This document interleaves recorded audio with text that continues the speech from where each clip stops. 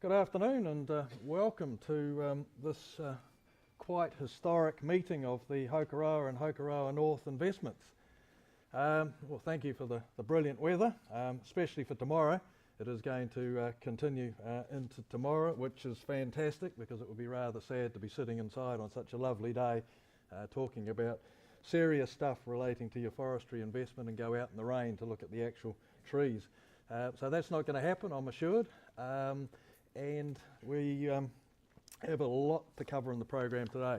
As you came in, you would have been given a sheet which sort of set out the program that we're going to follow today and tomorrow. But firstly, I should probably reflect on the fact that you haven't aged at all. 25 years have passed. It's unbelievable, isn't it? And I also understand that there's quite a large number of you that for whom this is the first time. A few hands just to give me an indication. I think, whoa, it's surprising when you get to the pointy end how the interest picks up. But that's fantastic because from our perspective, to have the opportunity to talk to you and to present our proposals at this pretty exciting period of time and to show you some of the challenges and issues we're addressing for you actually makes our job a whole lot easier because you can put it into the context that it lives in rather than just reading boring reports from Stephen Forest Enterprises. So I do genuinely thank you for making the effort to come. I should introduce the Forest Enterprises team. We've got quite a few of us here, many of whom you'll see more of and hear from tomorrow. Bert Hughes up the front, the Forestry Director and shareholder in the company. At the back right, we've got our most recent addition and most important man for your forest, Dan Fraser. He's the recently appointed Gisborne area manager. So he's on the ground here in terms of running our local forests. So you'll hear quite a bit from him tomorrow. Merv Jones, we've got Merv, Customer Services Manager. Most of you know Merv. I don't see Nikki at the moment. I think she's running around trying to get a piece of tape to secure the technology up here, our marketing manager. And my wife is here too, but she seems to be absent at the moment as well. So that's the, is she oh, Malta, he hasn't got a high-vis vest on. That's why I didn't see him sitting in the corner. He's our forest estate manager. So Malta grows the trees to harvest. And then Dan and his team up here are responsible for the rest, converting them into money, which is why so many of you are here today. So a bit of housekeeping before we go much further. Mobile phones, I'm sure you know the drill.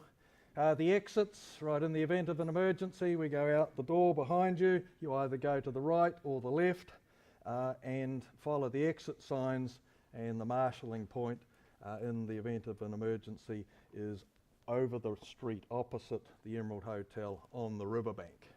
There will be people in red high-vis leading the way, except for Malta without a red high-vis and a sore leg hobbling along probably last. I hasten to add that Malta's injury is a non-work related injury. So he did not feature in our health and safety statistics. Also noting, most importantly, this gathering and this presentation about the pretty serious subject of harvesting and some options and proposals we've got around that for you to ensure we get the best result is for your benefit, not for ours. So questions are welcome, and at the conclusion of each time slot, I'll have plenty of time for your questions, and we'll take the lead from that as to whether there's further subjects I should cover and so on. So, as you know, this afternoon's meeting is the business session of a two-step process, and tomorrow is the harvest visit. It's the first time we've done it over 2 days. Frankly, we thought it was too much to do it all in one day, as we used to. Rush out around the forest, have a pretty long day or morning out there, then ask you to sit down for what we're going to be discussing today. So that's why we broke it into two. We believe it gives each of these important sections the right amount of time and doesn't doesn't, I wasn't going to say bore you, it doesn't wear you out in that process.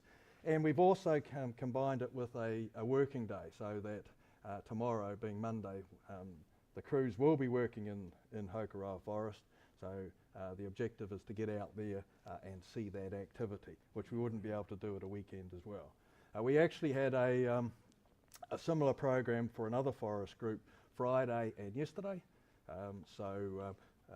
This is not the same. Some of you were there having interests in both. And some of you have been at an Emerald Hills gathering, which has addressed some of the subjects we'll be talking about today and so on. But every forest grouping that we're talking about is different. In terms of the forestry questions, normally if we've had the harvest visit, we've got those out of the way. So you're probably bursting with a few of those. If it's appropriate, I might say, look, let's leave it to the forestry guys tomorrow, and we'll make sure we'll cover it then. Okay, so today, this afternoon, as I said, there's a lot to cover. We've got it in 2 sessions, and there'll be a break in the middle, about 2:15, 2:30, for a cup of tea and a stretch and a toilet stop. I believe in that program, which is what we've generally circulated to you and set out in that notes. We believe we're going to cover everything that you're interested in at this point in the process. So let's get underway and see where it takes us. So, matters impacting on the harvest of your forest, because it is harvest time, and harvesting is actually underway in Hokoroa North, as we will see tomorrow. So when we get to this point, we've got to reflect on, we being your manager, and we want to share with you the issues that affect our ability to most cost effectively harvest your forest. You might think, well, why haven't we been doing that for the last 25 years? Well, we have, but now is the time to clarify all of those and look to the opportunities, the options, the challenges and so on. They fall into 2 categories, forest related and a category you may not have thought about, but actually in the context of your forest is particularly important, the overall Gisborne operating environment, because it does have a huge effect on what we can do with your forest and our other forests in the area. So let's start with the forest specific matters. Harvesting starts with having a plan, and the purpose of the plan is to place within the forests, Hokoroa here, Hokoroa North there, a roading network and landings associated with it. The landings being the numbered spots which you'll see tomorrow, the flat areas where they do the processing of the wood and so on. Throughout the forest in a manner that we can most cost effectively harvest the trees. Now, as I've noted there, we build the network or plan the network for the purposes of the harvest we have to address in the area. So in this context, the harvest roading network has been built bearing in mind the 2 forests, although each pretty much stands alone, but we'll talk about at least one area where they don't. A relevant question, I suppose, is why have we got a harvest plan now? Surely we had a harvest plan 25 years ago when we bought this farm and established the forest. We did not have a harvest plan in this sense 25 years ago, because had we had a harvest plan at that time, it would have looked entirely different in terms of the changes that have occurred for harvesting, for roading and everything else. So it wasn't an oversight. We knew that the property would be able to be harvested, but in terms of the detail, it wasn't appropriate at that time. Now's the time to do it. So just wanted to touch on that, because a few people have been concerned that are we a bit late about this planning and so on. But one thing we will also observe and talk about is that the plan that we have at the minute will look potentially quite different when we're actually finished in terms of what we actually do. for the reasons that we'll talk a little bit more about, or certainly talk about in the field. So a few other things relating to the plan. It ignores harvest boundaries, but in this instance, geographically, there is a geographic barrier in terms of the Hokoroa and Hokoroa North Forest, so the roading network doesn't actually connect. But something else you should be aware of is that the roading network within the plan ignores age classes. So we don't build a road or plan a road to do the 1993 or the 1994 and then another road to do the 1995 or whatever. It's one roading network to do the lot, which means that in certain situations we will have trees that are younger at that point together with trees that are older, but it's still the most cost-effective way to do it, just to plan in terms of harvesting all of the trees. So the plan has harvesting underway, as both groups of investors are aware. It was in your last annual report, and we're going to be going into the harvesting that started in Hokoroa, but Hokoroa North, but Hokoroa has those, what colour is that? Tan or hatched areas of harvesting planned in the current financial year and so on. Okay, now the good news is that the plan confirms that we ought to be able to cost effectively harvest all of your trees. And you know, I don't say that glibly or don't mean to, because until we do the plan, we're not actually certain of that. We expect that will be the case, and that is our expectation. But it would be of no value to you were we to spend $100,000 extra in roading infrastructure to harvest $50,000 worth of trees. It would make no sense at all. But as I say, the good news is that this plan, we are confident that we will be able to harvest all of the trees. Inevitably, however, it will make sense, and we won't know whether it will make sense until we're actually doing it in the particular location, possibly to leave a few trees in the corner or half a hectare somewhere or whatever. So don't be alarmed by that. If we were to get that half a hectare or not leave those trees, you would make less money. And that's part of the process that we are going through now. Looking at how we can make you the most money from harvesting your two forests. As I mentioned earlier, the plan is dynamic and will respond to conditions on the ground and issues arising during harvest.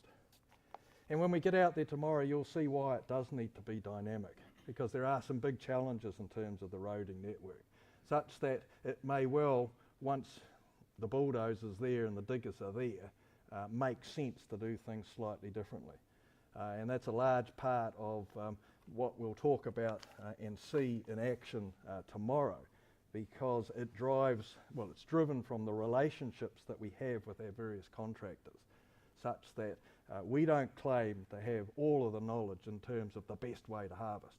Our contractors, be they the logging contractor, the roading contractor, all of the contractors on site at various times, they have considerable knowledge, and whilst they're there working, our relationship with them is such that they'll share that knowledge with us and that suggestion with us, so that it is quite usual for the contractor to ring up and say, hey, I reckon if we shift the road 20 metres that way and make the landing a little bigger, I'll be able to get another 5,000 cube of wood at that landing. We do the sums, and if the sums say that makes sense, why wouldn't we do it? And it's most important that all of our relationships are like that. So when the roading contractor is there, when he's digging the road and he strikes a particularly hard bit, and he looks at it and he thinks, actually, we could do this differently and miss that, or a particularly soft bit. The relationship has to be that they have confidence in us because we have confidence in them to be able to ring up Dan in the local area and Bert down in the Wairarapa and talk about their suggestion. And they have to know that we will welcome that suggestion, and if it makes sense, we'll respond to it. And it's important that you understand that, and you only have that if the relationships with your contractors are open and honest, and neither party's ripping the other party off. Because if you are making it difficult for the contractor to make money, he doesn't give a toss about those issues. Therefore, he's not going to cooperate with you, and he's going to do everything possible such that he can make money, and be damned if things aren't actually common sense. So it's a large part of what we do, but it is quite a significant difference, which hopefully Bert will cover for us tomorrow in terms of how work is priced with contractors and so on, such that we do have that trust between us and can deploy their knowledge to ensure the best outcome.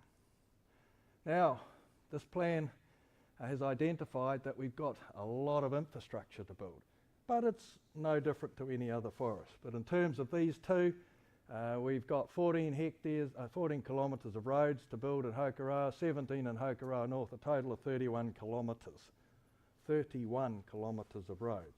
You think how far away 31 kilometres is. So there's a significant amount of roading. But we always expected that was going to be the case. And that is why, and you'll see the roading being built out there, there's a large part of the budget related to harvesting that is invested on roads. To build those roads, we're going to need about 50,000 cube of metal. That'll require 4,100 trucks to bring that metal in, and when they bring it in, they've got to go out as well, so there'll be 8,000 odd truck movements in and out.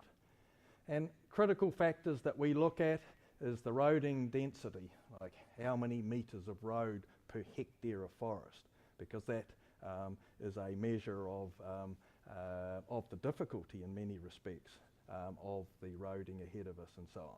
And when we've got to build landings, between the two there's 105. And I said they're the numbered areas on the plan. And a landing, as you'll see, can vary in size, but they come at a significant cost as well. So simplistically speaking, we're probably looking at $4 million to build that infrastructure. So that's $4 million that you don't get. So clearly that's a very important element of the whole budget, and the management of that is a very important element of our job, because 4 million is a significant percentage of your total revenue stream. Okay, but we'll see how we manage all of that and so on. Another comment I've made there is we try to build the infrastructure within your property. And again, that's not a flippant sort of comment. Sometimes it isn't practical to build it in your property, and there's a couple of places which we'll identify shortly within these two forests where that won't happen. But if we have to build infrastructure outside of your property, we want to make damn sure that we have rights going forward in respect of that investment. If you're spending $120,000 a kilometre on a road and you've got 2 kilometres in the neighbours, you really want that $240,000 to work for you forever. So we have to make sure, again, that our relationships are with the neighbours such that we can do that, and at the time we do it, we put in place for mutual advantage, because typically us putting a road in the neighbour's property is a benefit to them, because they can, in many instances, look potentially to connect to that road themselves for their purposes if there's forests adjoining and so on. But we do need to make sure we protect your interests in respect of those. And one thing the harvest plan clearly does is identify the options and challenges. And, as I say, options are good, challenges have to be addressed, and I'll just run through a few of them in respect of your two forests. So just starting with number one. Well, you've got a road out to the north, and we're going to come in via that road tomorrow. So that's good. You've also got a road out to the south, or it's actually the same road, but it connects back to Gisborne via a different route. That potentially provides options in terms of where the trucks can go. And rather importantly, and quite indicative of why we need options, if we can have them, is at the moment we actually can't go to the south because there's a one corner in that road that's too damn tight for a logging truck with a trailer. And so that's a challenge that we have to address, and we're addressing it with the council, and we've actually, as I understand it, talking to Dan, agreed for our roading contractor to work for the council to fix that road up, because the council can't get a roading contractor and so on, because everybody's too damn busy. So that's a good news story in the sense that potentially your wood can go two ways out to get to its destination. So 2, 3. There are places like here in Hokoroa North where you can see there's a lot of road to do a little bit of forest. So we have to be pretty economical in terms of how much we spend on that road, and that could well be a bit of roading and a bit of forest that we would aim to harvest in the dry months, so that we don't have to spend too much money on metal on that bit of road because the amount of harvest area available to that road is quite small. So that is a challenge that we have to look at. That road actually is in the neighbours. That's a neighbouring forest, as I understand it. That will give opportunities essentially to cooperate with that neighbour who may well connect into the same road and ultimately could potentially contribute to the cost. And we'll look, as I said, to secure the long-term rights such that it benefits them and it benefits you. Number 4 is reflecting the fact that, and it's quite a positive, in terms of both forests, but more particularly Hokoroa, there are multiple connections to the road. We have to get multiple permissions to connect to the road, but that actually does provide some very good options because roads fail. Roads become unusable at certain times of the year. If we've got an option to go somewhere else and come back when the road's usable again, fantastic. So having multiple options is quite good. Point 5, quite a lot of the roading, and certainly down here, is in places where the trucks have to come out loaded, i.e. it's uphill loaded, whereas the preference is to be downhill loaded. So you go in up the hills empty and you come out down the hills full. But that's not always possible. But that's an issue and a challenge which we have to address, and it has some implications on the grade that we have to build that road to, and also the finish that we have to finish that road to if it has a lot of wood to go out over it and so on. Got some area out of the boundary down here, out of the boundary here in Hokoroa. I think there's some area out of the boundary in various other places with Hokoroa North. So again, we just want to make sure that our rights to those trees are secure, and what happens after we harvest them is sensible and logical as well. So that is one of the first spin-offs of a harvest plan, the identification of all of the options and all of the challenges. And like all forests, you've got some of both. Something not unique, but in the context of Hokoroa and Hokoroa North, there is some cross-boundary harvest.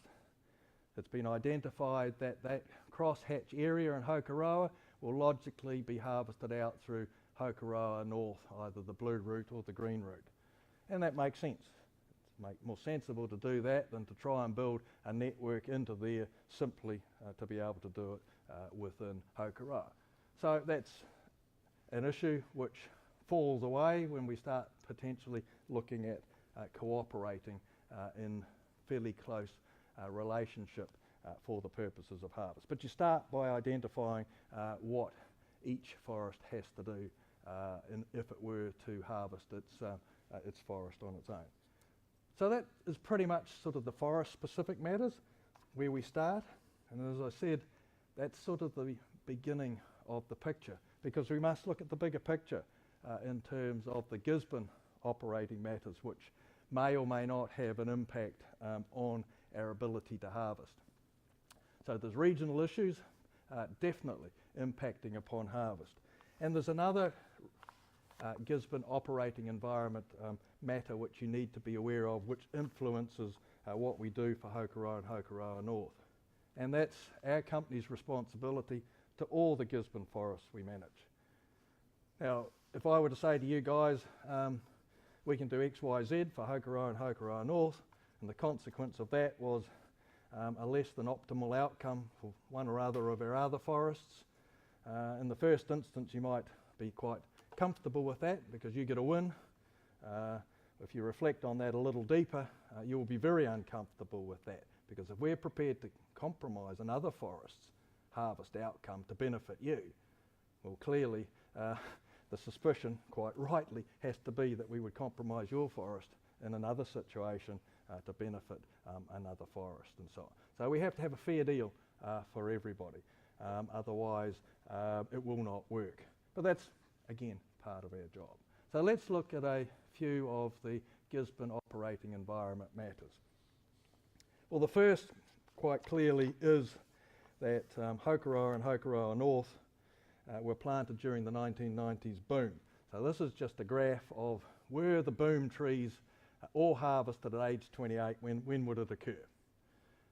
So blue is the industry, the red is our trees in the context of the industry. So you can see that our trees peak from the 1990s boom and the area's trees peak from the 1990s boom. We all knew this was going to happen, and we're now managing our way through the consequences of that. Good news, Hokoroa and Hokoroa North, our second forests established in the Gisborne area early in the 1990s.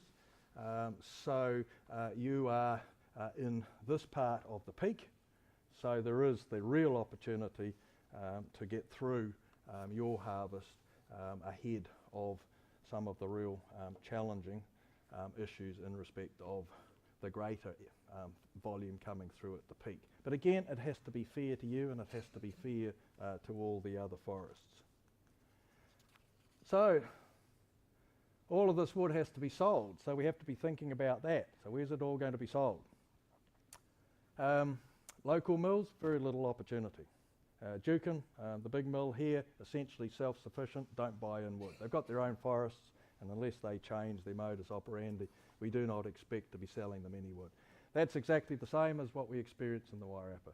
There's a sawmill in Wairoa that we'll be supplying some wood to, and so on, and there's been talk and some great disappointments about a number of other domestic mill prospects in this region and so on. There was going to be a very big mill built, and that sort of fell over at the last minute. But such is life. Who knows when this wood comes on stream what may happen in terms of greater domestic processing and so on. But right at the minute, we have to deal with what we have to deal with. And what we have to deal with is the fact that the volume coming out of Gisborne is going to be exported. So we're going to have to plan for that. And if we get some domestic options, fantastic. We'll reassess where that would fit into the scheme of things. So clearly, what we do in exporting is pretty important, and where we currently stand with that is we partnered with a company called PFP Limited, Pacific Forest Products Limited.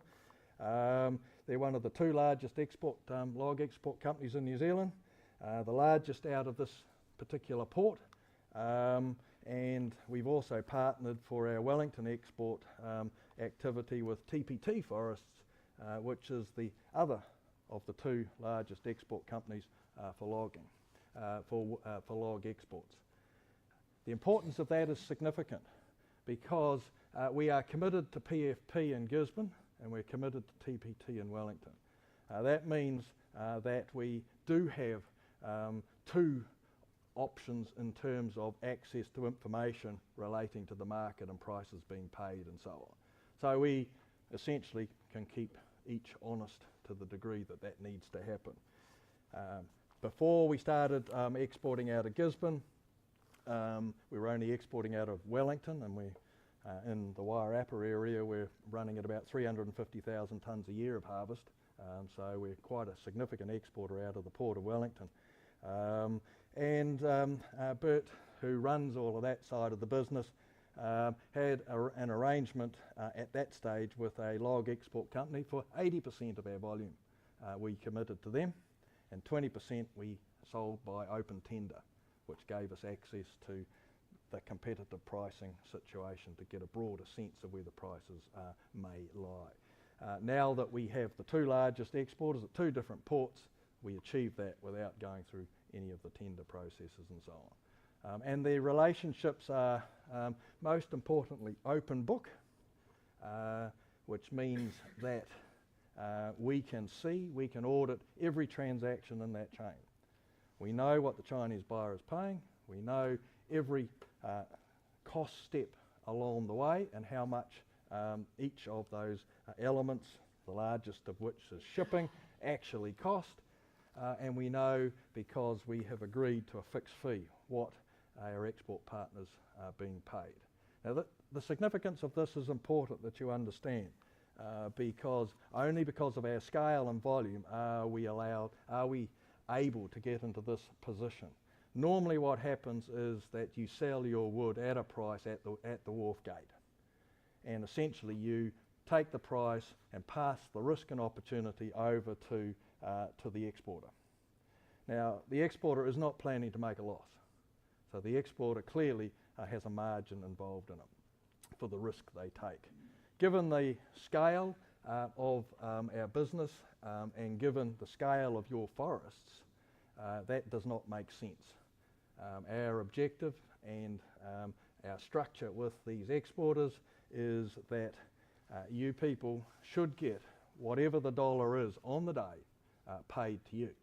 So nobody else is taking any risk margin around it. Plus we know exactly what everybody is being paid through this process. We can possibly talk a little bit more about the practicalities around that when we're looking at the port operation tomorrow. So, in terms of the Gisborne operating environment, we have to look for the bottlenecks in the logistics chain. Because if all this wood that's coming through, our wood and everybody else's wood, we all have to have logging contractors, log truck contractors, roading contractors, and so on. And they just don't arrive overnight. They are rapidly becoming a very scarce commodity. Very scarce commodity.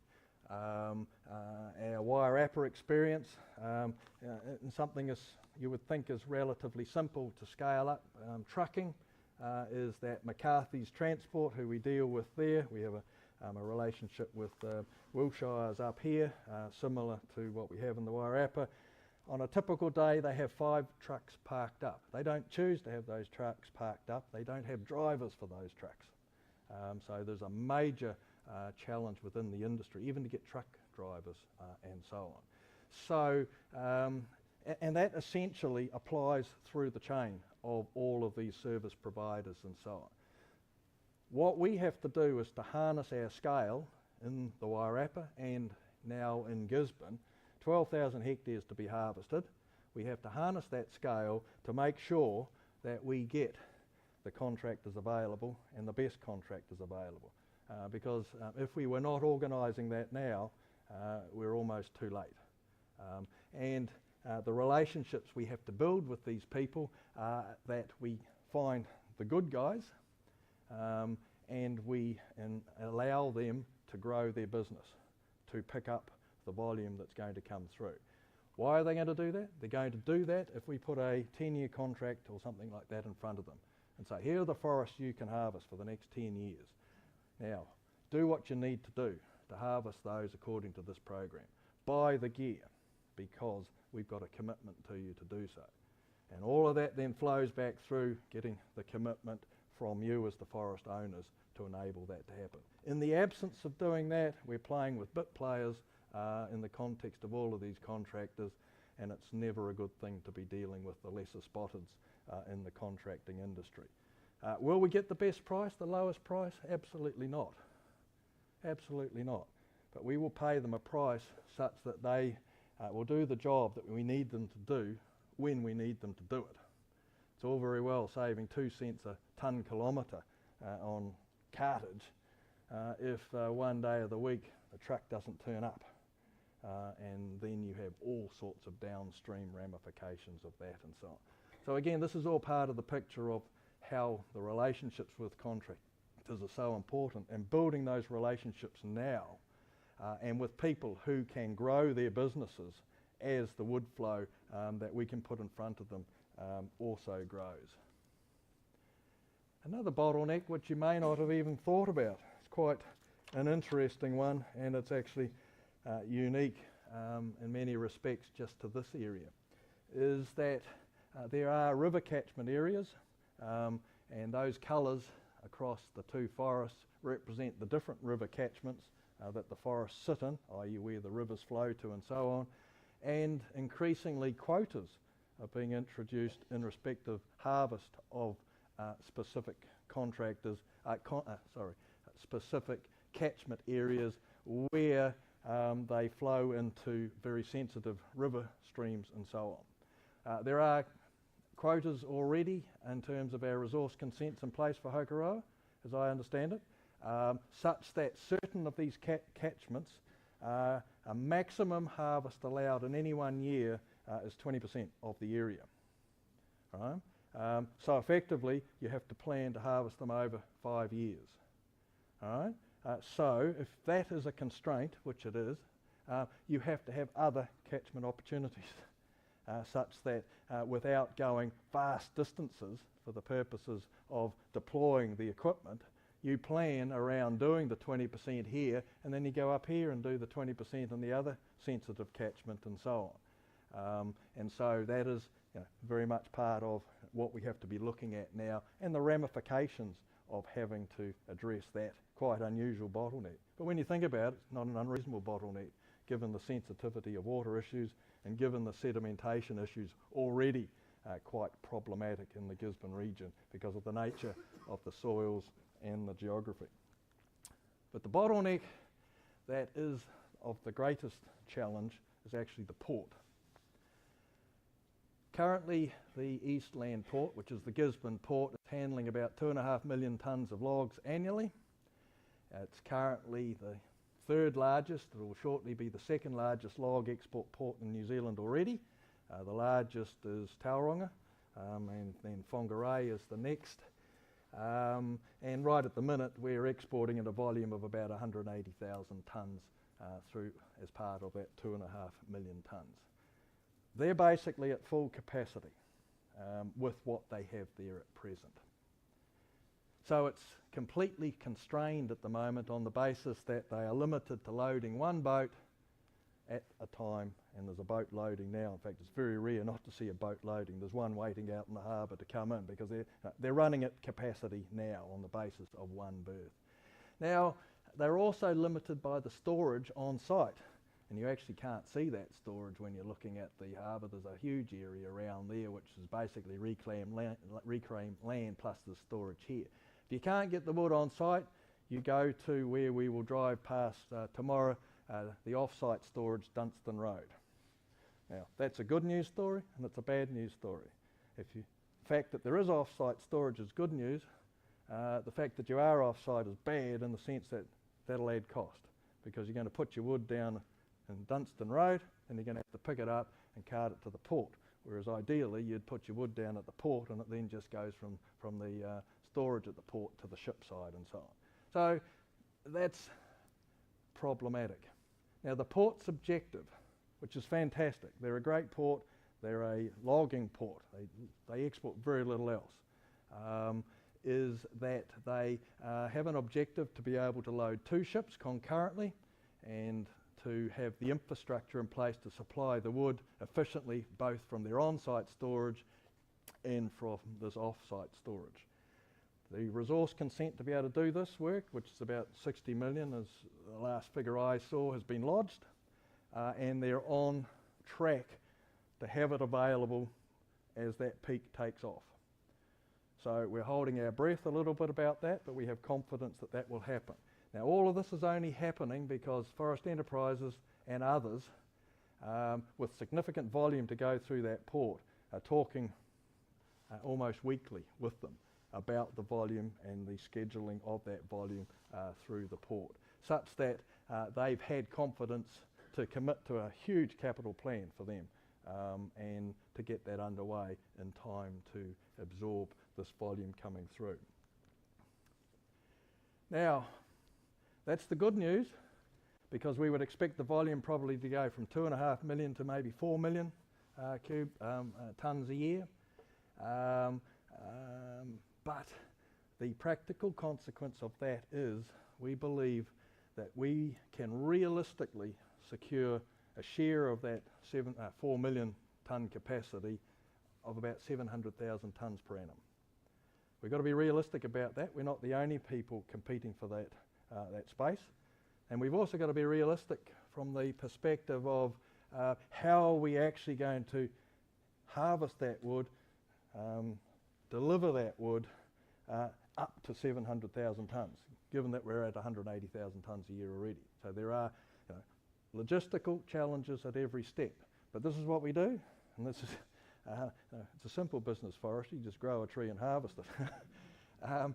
But inevitably, and it's not unique to this area, there are similar challenges in the Wairarapa, just a different collection of challenges which we've addressed already in different ways that we have to address and so on. But we will be, as you'd see, 700,000 tonnes out of about 4 million, a significant customer of the port for 10 plus years.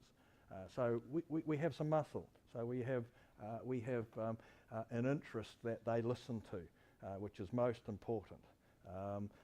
But even with that and all of the other factors considered, our expectation is that we can harvest 700,000 tonnes, process 700,000 tonnes through a logistical chain, starting with Hokoroa and our other forests and ending with exiting the port at 700,000 tonnes per annum.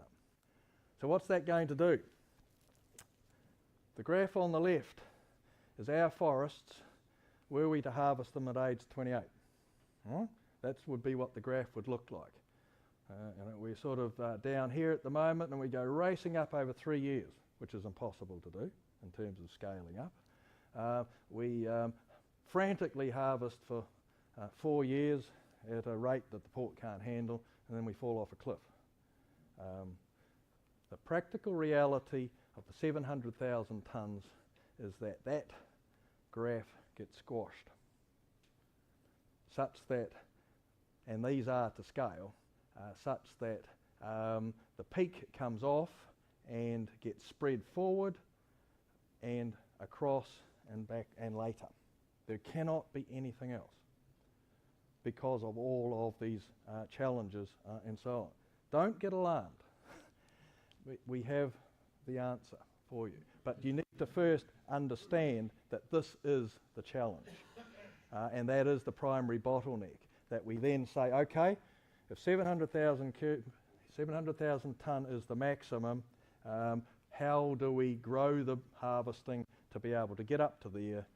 How do we maintain the harvesting across currently 28 forests in the area to supply that volume? And then how do we manage the decline towards the end?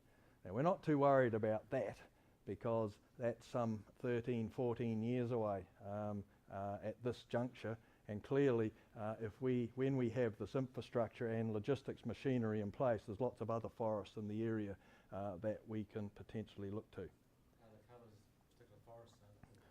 They are, and we will get to that.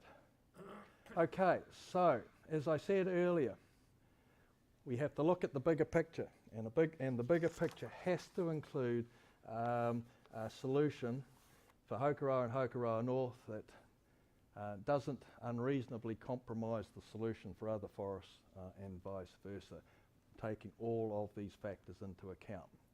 So the solution must maximise your investment return, everybody's investment return, minimise the risks and provide options to address at the forest level, let alone at the regional level, all of these challenges that we know that we have.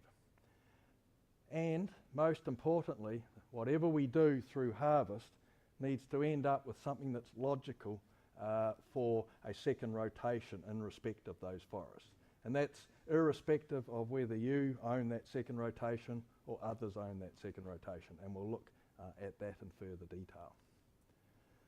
So what is our current solution? This is our current solution. And frankly, the simplicity of this does not reflect the complications behind it. This is a model called Tiger Moth, which is an industry specialist model. You get the analogy, Tiger Moth, just floating over the forest, figuring all these things out, plenty of time to do it. It's not going to fall out of the sky, and so on. So we put into this model the port constraint. We put into this model the age class profiles of all of our forests. We put into this model contractor capacities and increments of growth of the contractor capacity, because there's no point in saying we're going to grow our volume by 100,000 tonnes 1 year to the next if in fact that cannot practically work in terms of scaling up a contractor. He might have incrementals of growing his business of 50,000 tonnes a year or some other number. So what we end up, as I said, is this.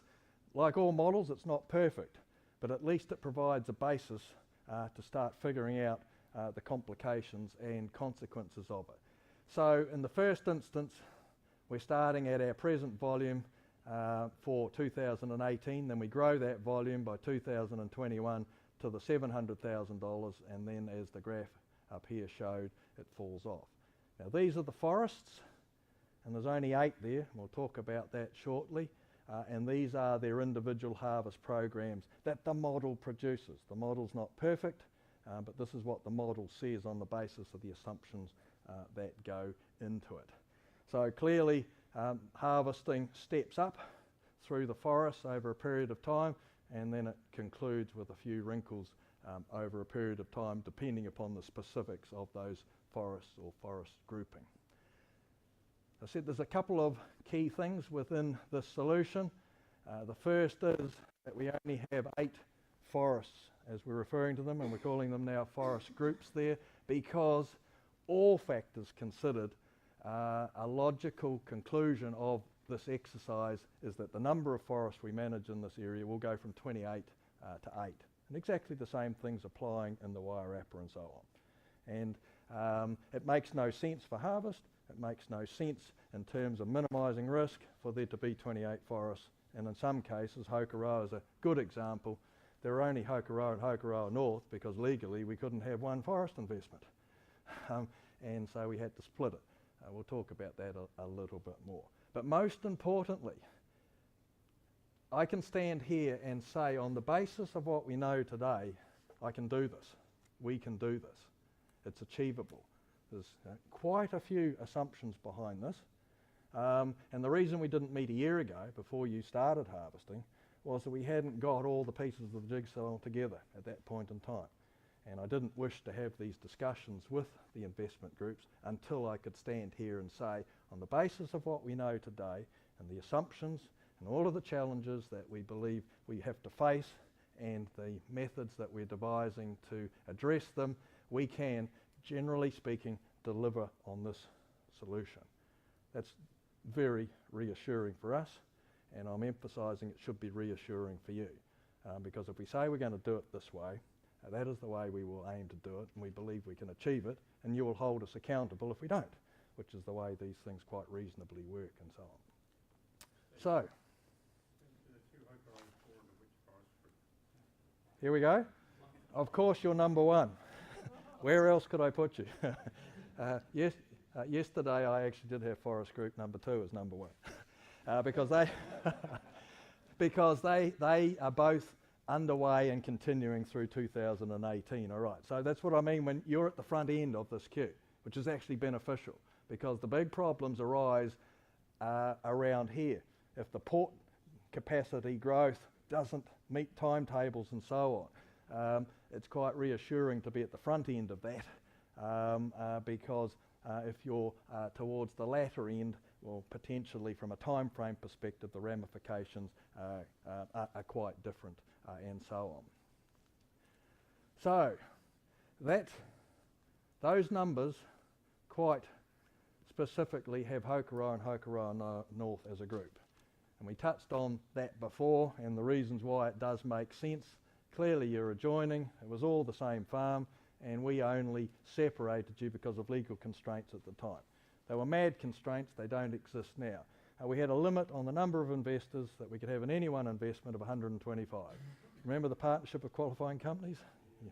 All right, and that was all, that was the best we could do. In fact, we were the first to do it. Prior to that, the most investors we could have were 25. And that had serious ramifications in terms of the scale of those forests. They've been relatively small and so on, so they've had less options and more challenges through harvest than you guys have. Together, there's a harvest program of 830 hectares. And none of this really is new to you people, because every meeting you've met together, and every meeting we've sort of said it's going to probably make sense to hold hands through harvest and so on.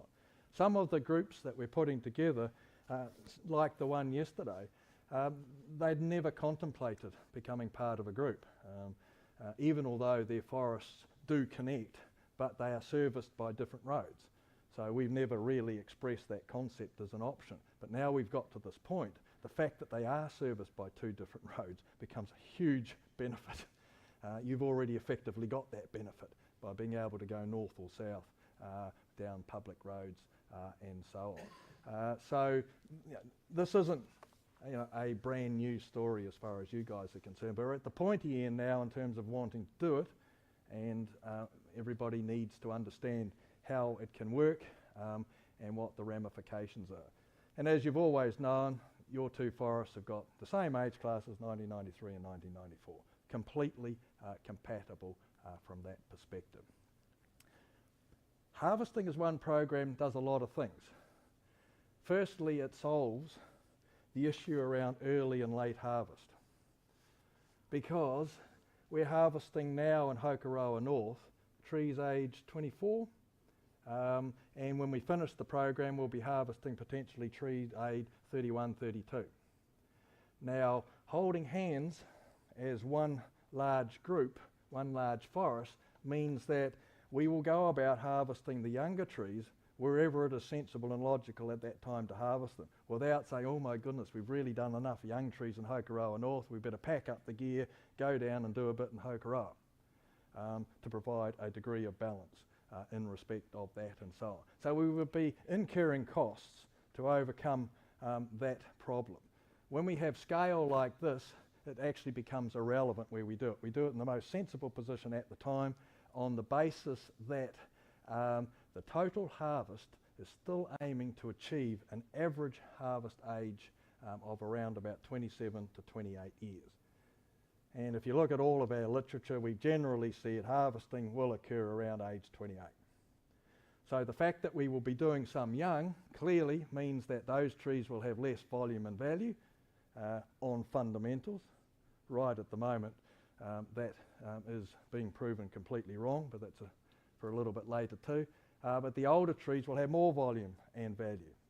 And if we overall achieve an average harvest age at the conclusion of the harvest of the whole 802 hectares, we will have a profile through that volume chain of between 27 and 28 years, hence the volume expectations around our general projections and so on will be achieved. So we're not compromising that by starting early and finishing late. You stand alone and we have a great deal of difficulty not compromising it. And we would, as I said, potentially be engaged in nonsenses in terms of having to build roads here when we didn't really need them, simply because we had to get out of here because we'd harvest too many young trees. We had to get down here to Hokoroa and so on. So there is a lot of sense of this in terms of the problems that are solved. But it is important, this achieving an average, because there is understandably concern. Why the hell are you harvesting my trees at age 28? You're compromising the value. And this proposal doesn't do that. Clearly, harvesting as one provides more opportunities to address all of these challenges and more. It solves that cross-harvest boundary issue in respect to those two forests and how the hell that might work. And also, most importantly, it creates a forest which is logical for the second rotation. And we do have to reflect on that, because there is no value to you in me saying this makes magnificent sense for harvesting, and then towards the end I say we've actually got a mess for the second rotation. So we do have to be considering the second rotation now, not then. And this solution is good for the second rotation, and we'll address that further later. So you're wondering, on the basis of Hokoroa's position in the scheme of things, what that does to the timing of your harvest and so on. Well, actually it's a pretty positive outcome.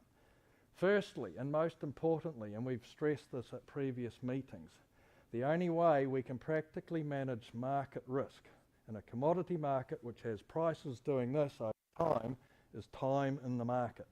You can't time the market, i.e. next year it's going to be gangbusters, therefore we'll harvest next year. The year after it's not going to be, therefore we'll stop. Can't happen, and so on. So you need to have time in the market. This outcome achieves for the group 8 years in the market. So that makes me relax in terms of price, because you will get the long run average. And frankly, as a manager, that's what we have to aim to deliver to you. If you're 2 years in the market and you get 2 years of gangbuster prices, you will be very pleased with me. If you're 2 years in the market and prices are at the bottom end of the scale, you're going to be very, very grumpy. And this has been a conundrum and a challenge and a problem we've had with our smaller forests in the Wairarapa, that they have not had enough time in the market. And we had to look at some other ways to manage that. But we've had nothing like the options we have available for you guys to address that problem. So that is an excellent positive outcome. If you're interested in the money side of it, that means you're going to get a little bit of money earlier than you might otherwise have expected. But most importantly, the harvest will still be completed by 2024. Now this is 2 years after the 1994 crop is aged 28, and we have consistently said and we've consistently reported that at best we will be starting 2 years early and finishing 2 years late.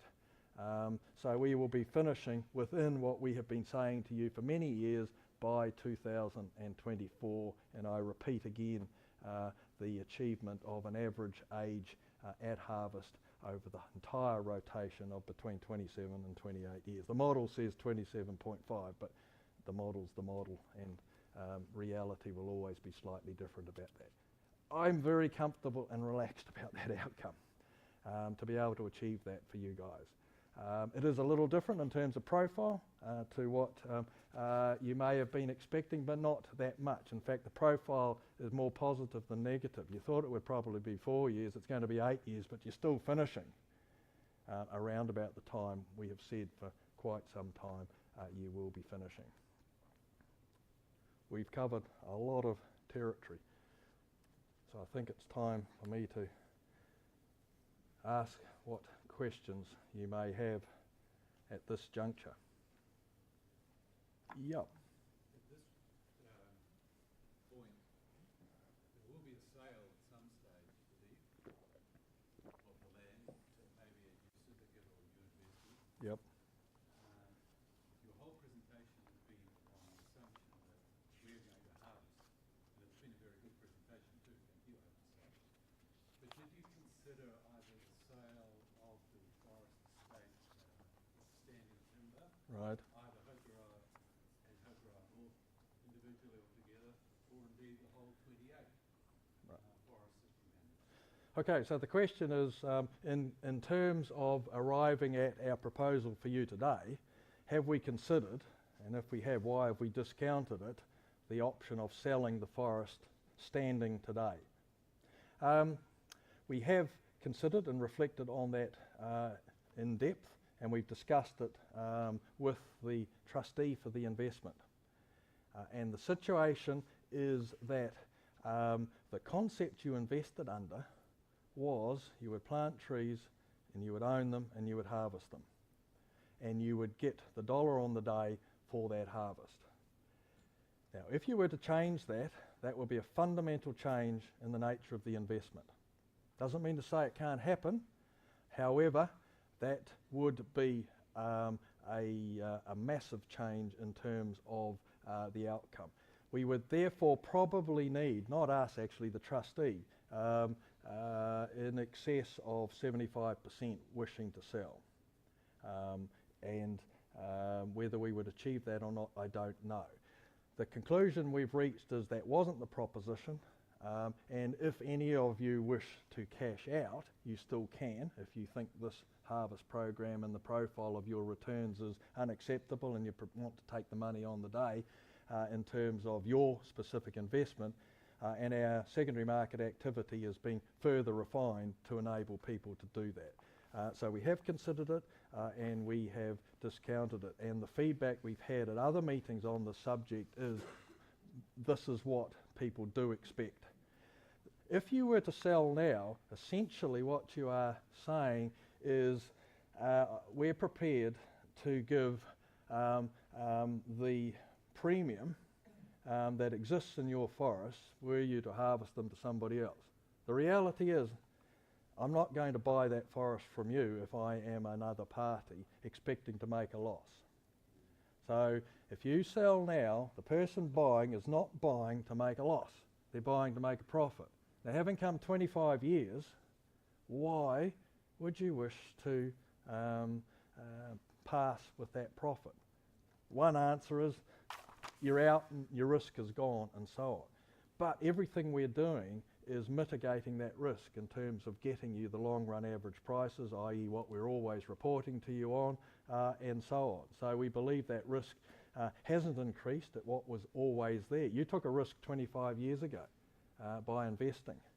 Why pull up short now and pass a potential premium to somebody else? Right at the minute, Hokoroa North is harvesting 25-year-old trees at twice the return per hectare to what was in your last annual report. Now, that may not continue through the whole harvest program, but there is upside, we believe, going forwards, and our job is to make sure we manage the risk and the downside to get you at least the long run average price. So is that a satisfactory answer for you? Yeah. So following on from that, did you look at the taxation implications? Well, the taxation implications are no different to what happens during harvest. You sell your trees, you pay tax on the trees. You harvest your trees, you pay tax on the trees. Yeah. So it's no different. Yeah, question at the back. With the tax, would the payment be spread over a number of years? Like I was sort of thinking maybe it's over 2 years, but if it's spread over a number of years, Yeah. that might, for a lot of people, reduce the tax. Oh, yeah, a very good point. This cash profile coming back to you does potentially give you taxation benefits. Were you to sell as a lump sum, you would have some options of spreading, but not all. So maybe I just cover briefly the taxation situation with trees. You have firstly to decide between two key options. The first is if you have the cash available and don't wish to spend the cash, you can actually park your harvest income in an income equalisation account. You may not be aware of that. It was a facility set up for farmers basically, but foresters are allowed to do it too. So you can put your income into an income equalisation account with the IRD. They pay you 3% and there is no tax payable, right? You can't spend the cash and do that, so you have to put the cash in. And you choose when you pull that cash out. And when you pull that cash out, you pay tax at that point in time. Quite a few of our investors at other meetings are saying that that's what they propose to do. They're retiring in 2 or 3 years. They don't need the cash at the moment. 3% is a damn sight better than they get in the bank. Therefore, that might work for them. All right? Now, your other option, if that doesn't appeal to you, and frankly, no, for most people it doesn't, it's quite a unique set of circumstances, is that you receive your harvest income year by year, but you do not need to pay tax each year.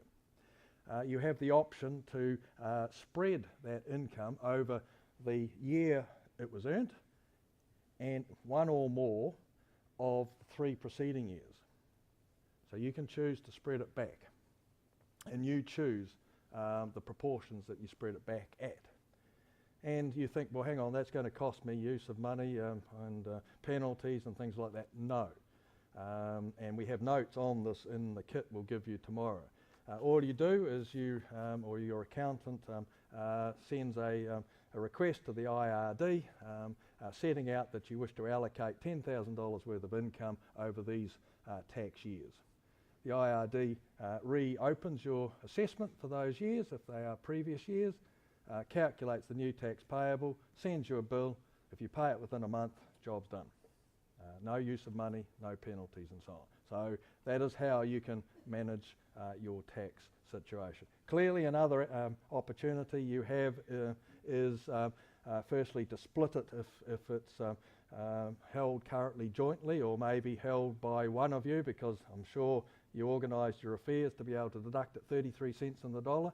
Now you need to be thinking about the opportunities to pay tax at 17 cents on the dollar, or however amount you can minimise it down to. So you can potentially use a relationship property transfer to split the shares or transfer your existing shares. No cost consequence, no tax consequence, such that there is a different taxpayer or combination of taxpayers going into this process as well. Don't normally talk too much about tax at this juncture, but it did seem the relevant point, seeing as there's some interest around the differences. Yeah. Steve, what is the relationship between this, I gather, is a, well, to me anyway, it's a new program, because I haven't been here before, but the relationship between what we're now talking about and the cash flow projections that we've had previously, which really concentrated on the years 2021 and 2022. Right, so what's the relationship? Well, the relationship is that instead of the money being in 2021 and 2022, it's spread over these years. That is the relationship. But as I've said, the outcome is that the 2022 we've always said would probably be 2024 at the earliest. There had to be some spreading. We couldn't practically put arms and legs in either of those forests to knock them down over the 2 years to harvest them over, let alone all of the other issues and so on. So that's why I've said it's a very positive outcome in terms of some of the money will come early and some of it, it still finishes about the time we've always said it would finish. We've got a bit more about distributions relating to that coming a bit later, if I haven't addressed all of your question around that, but I'd sort of like to leave it till then. Yeah. Steve, we've got two limited partnerships. Yep. Talking about combining the harvest lot, I understand that, and I guess the scale thing is overwhelmingly positive. Just any legal ramifications of doing that? Yep. Of having the two separate partnerships but doing it together? The mechanics of doing that are the next subject. I sort of just wanted to get the sense of what we're doing first, sort of done. It's been a lot to absorb to get to this point. Then we'll run through the mechanics, but most importantly, we're going to talk about the second rotation and how it's impacting on that, but how you still exit and if you want to, or how you can stay in if you want to, and so on. So, yeah. Probably relates to that. 4 million invested in roads. Yeah. That'll increase the property value by about 4 million, wouldn't it? It's going to be used for segmentation. Good question. 4 million invested in roads makes my property worth 4 million. No. We do have notes on this in the kit we'll give you tomorrow, but I will tell you why, because it's a good question and you do need to understand why. The reality is that you spend 4 million of roads, say you personally did, and then you come to me and say, Steve, have I got the deal for you? I've got 4 million of roads on this property. Give me 4 million for it. I'm going to get out my calculator and say, if I pay you 4 million now, I've got to carry that cost for 25 years before those roads are of use to me for harvesting again. Hang about. I can't do that. I'm therefore going to pay you the net present value of that $4 million, such that by the time I get to when I next need them, bearing in mind that this roading network is both an asset and it is a liability. It is a liability in the sense that it has to be maintained such that that value endures to the next rotation as well. So there are some extra costs, but those costs are well worth it, because those roads, in terms of bringing them back for use next time round, will probably only have to have 1/3 of the 4 million spent on them again, right? But the reality of that net present value, and we've got a calculation and more detail around that in the information pack you'll get tomorrow, is that the roads are actually worth about no more than 10% of that cost. Because remember, you have depreciated those roads too. So you have to first have in your mind that you have costs relating to your harvest, right? You have logging costs, right? You spent it, it's gone, got no value. You've got trucking costs, you've spent it, gone, you've got no value. Roading, you've spent it, but hang on, you actually have something still sitting there. So then you have to look at the difference of it. But with roading, the way we structure our investments and the second rotation, we do it in a manner, and it's taken some time and quite a bit of money with Deloitte, I have to say, to make sure this happens. We do it in a manner that you can fully depreciate it, or get the value of having fully depreciated, i.e. your roading will have been fully expensed in respect of the harvest program that's coming up, either by having been depreciated or by somebody having paid you the net present value of what they can depreciate, because we've devised a mechanism where the undepreciated roading value passes from one owner to the next.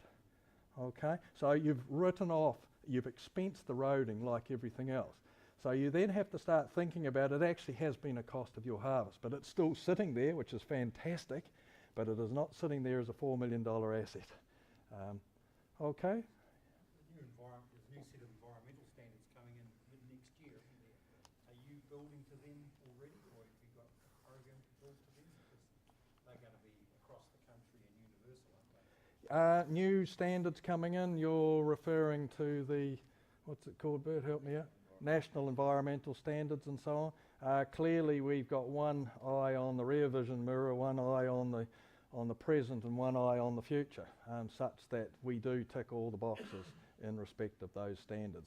National environmental standards were a last minute thing that the previous government brought in. We've been asking for them for years and years and years, and finally they had a burst of enthusiasm to bring them in. Generally they're good news, because essentially it means that the local authorities throughout the country cannot establish fiefdoms around what their rules are. Their rules will be the National Environmental Standard rules, and if there needs to be some tweaking of it, it has to be for very good reason, and so on. So instead of having completely different regimes around environmental management in the Wairarapa relative to Gisborne, relative to Northland and Southland, there is one standard. That's where it's going. And everybody, including the local authority, well, it starts with the local authorities, have to change their plans around that standard. So it's a very good news story, very good news story. The wrinkles will appear and the challenges will appear, and I'm not being disrespectful to the local authority people. They do a fantastic job in very difficult circumstances, but inevitably each area had its own pluses and minuses, in the sense that they had a concern about a particular issue which may or may not be as relevant as they made it relative to other issues and so on. Yeah. Your graphs have been showing for a year ending December 28, starting from December 2018. Yeah. But you're harvesting now. Yes. Is the 2017 figures included into 2018? No, that's what's still to go. Yeah. Sorry? That's what's still to go. The figures show what's still to go. And what's planned and achievable in 2018. So the 2017 harvest so far, how does that compare to, say, 2018? Oh, the volume. Yeah. Well, the figures I saw, because you guys haven't had a report on that yet, because we wanted to have this meeting first. You've currently harvested 12,000 tonne. So we're looking to do 81,000 odd tonne next year. All right. So it was 12,000 tonne at the end of October. All right. So that gives you some context around that. Sorry, yes, gentlemen, there. Thanks very much. You've really set out, and I'm not surprised, all of the practical production difficulties that the region and the forest actually is going to cause. Earlier on, you showed the two forests next to each other, and you showed that there was some roading in the Hokoroa North Yes. forest that would be used to harvest product in the Hokoroa forest. So there appeared to be, my gathering of that was there was some benefit to Hokoroa that was being created by the roading expenditure in the Hokoroa North. Right. So is there some Okay. benefit to the Hokoroa North? Yeah, no, fair enough. Now, you're touching on a point that I will develop a lot further, but it is a very relevant point, because essentially this deal has to be fair for everybody. If we're going to combine, it has to make sense, and it has to be fair. And therefore, we have an allocation proposal which does take into account exactly what you're talking about, because we start from, as we're doing at present, what would it cost for everybody to stand alone. And in the case of this area here in Hokoroa, the cost to harvest that assumes paying Hokoroa North a fee to use their roads. Now that doesn't change for the purposes of looking at the combined harvest and who gets what money. That fact exists in the profile of Hokoroa, and it exists in the profile of Hokoroa North. In the same way as in the Hokoroa North profile, this long length of road relative to the area to harvest exists. So our challenge, and we will be addressing it in the next session, is how we address all of that such that there's a fair result for everybody. I have some more questions about the financial risk. I mean, you've covered an awful lot about the production risk. Yeah. And one is that you're in partnership with PFP. Yes. What are they doing to mitigate the risk of vastly fluctuating bulk shipping costs and currency fluctuation? Okay. So the question is, how are our export partners managing freight cost risk and currency risk? Essentially, two elements of it. Risk generally. Well, firstly, you start by choosing a good partner. And they're only the equal largest in the business because they know the business and they can do it well and they can manage these risks. Right, in terms of our Gisborne exporting, we are paid by PFP in New Zealand dollars. And the price is fixed around a New Zealand dollar rate at the beginning of the month. Right? So they then manage that currency risk. In terms of our relationship out of Wellington, we actually get paid in US dollars and deal with the currency risk quite differently, i.e. we have a process around that. In terms of shipping rates and so on, Bert is constantly in discussion with PFP and others, and if they are wishing to lock in forward contracts of adjustment, I think they're called, funny name, but that's what shipping is internationally and so on. We participate in those to the extent that they recommend them as making sense and so on. So this is why you partner with experts. We don't believe that that's a job that we would add value to our investors by undertaking the whole exporting thing. We therefore work with experts, and in the field Bert can talk a little bit more about how it all works with PFP. But So are we getting a gain from that hedging, or are you just paying a fee, or are they yeah, getting a gain from their risk management? okay, so who wins from their risk management? You win from their risk management because they get a fixed fee for doing what they do, which includes risk management. That is the essence of the open book relationship, which is why I've stressed it as being extremely important, because we know what everybody's being paid, including them. We know the exchange rate and their management regime. We know the shipping commitments they've entered into and so on. We know what the specific ship cost. We know that it took a day extra, therefore there was an extra cost, or a day less, and so on. We know that there was and most importantly around risk, there was a letter of credit in place at the time the logs passed the rail of the ship.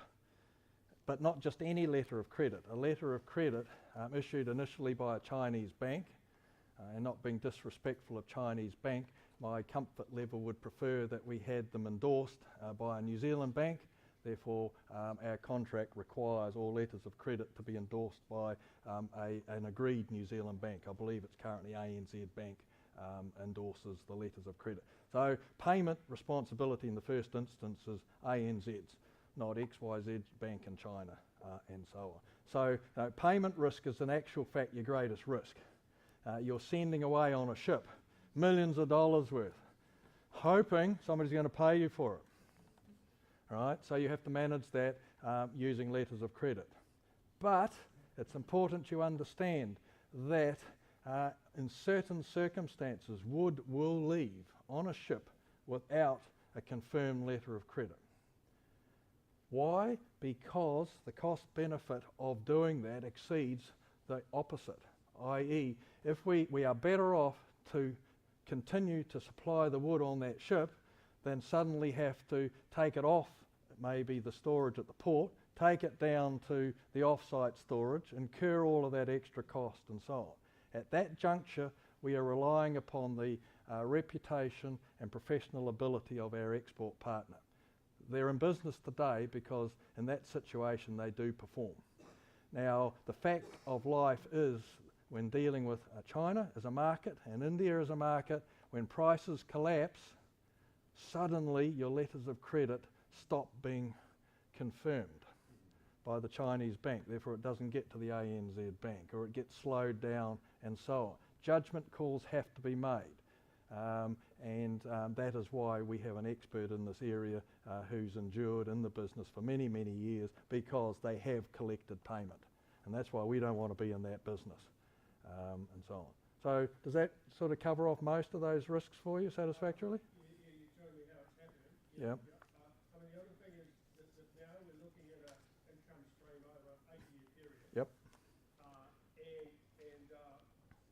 That looks fine at today's prices. Yep. What happens if the dollar goes to 82 and the price falls 20%? I mean, at that point, we're not making anything at all. How's that going to be handled? I mean, because at that point, I'm not sure. Right. I like the production-driven Right. production schedule. Okay. What's going to happen in the case of a market collapse? Well, firstly, there will be at least one market collapse over that 8 years, probably two. Okay? So therefore, the best you can do in the first instance is to look backwards and say what actually happened last time and the time before and the time before. The reality has always been, and the fundamentals remain stronger, such that following a collapse there is a correction in inventory levels on the destination ports. Price climbs back up quite quickly. Right? It does follow. All right? And that is good news, again, because the reality of what we're doing now and the logistical chain that we are setting up for you in all of our forests essentially is predicated and has to be on the basis that once the train leaves the station, i.e. you're here, you do not stop till you get here. Therefore, that is why we are talking about why it's so positive to be 8 years in the market. So when the market collapses, we hold our breath and we wait for the inevitable recovery. And it is inevitable. Unless you believe the fundamentals of sale of wood to China and India, there is no future. If you believe that, New Zealand's third largest export industry is in calamity. And right at the moment, they are in very fine fettle financially and very positive. Right now they're doing well, but I can remember periods of for 2 years Yep. whereby it wasn't very nice at all. Correct. 2 years is a long period, and there have been those. We are currently, I think, in a 2+ year period of the top of the cycle, which is why we're a bit anxious about falling off pretty soon. But on fundamentals and looking at the inventory levels, and Bert's the expert in this area, might be able to tell us a bit more tomorrow around the statistics he monitors around that. There are known points at which there will be a collapse, and there are known points at which there will be recovery. And that has happened for years and years and years. Now, in the worst case scenario, when it was down, seriously down about 4 years ago, what happens? You do manage it. You do not stop the train.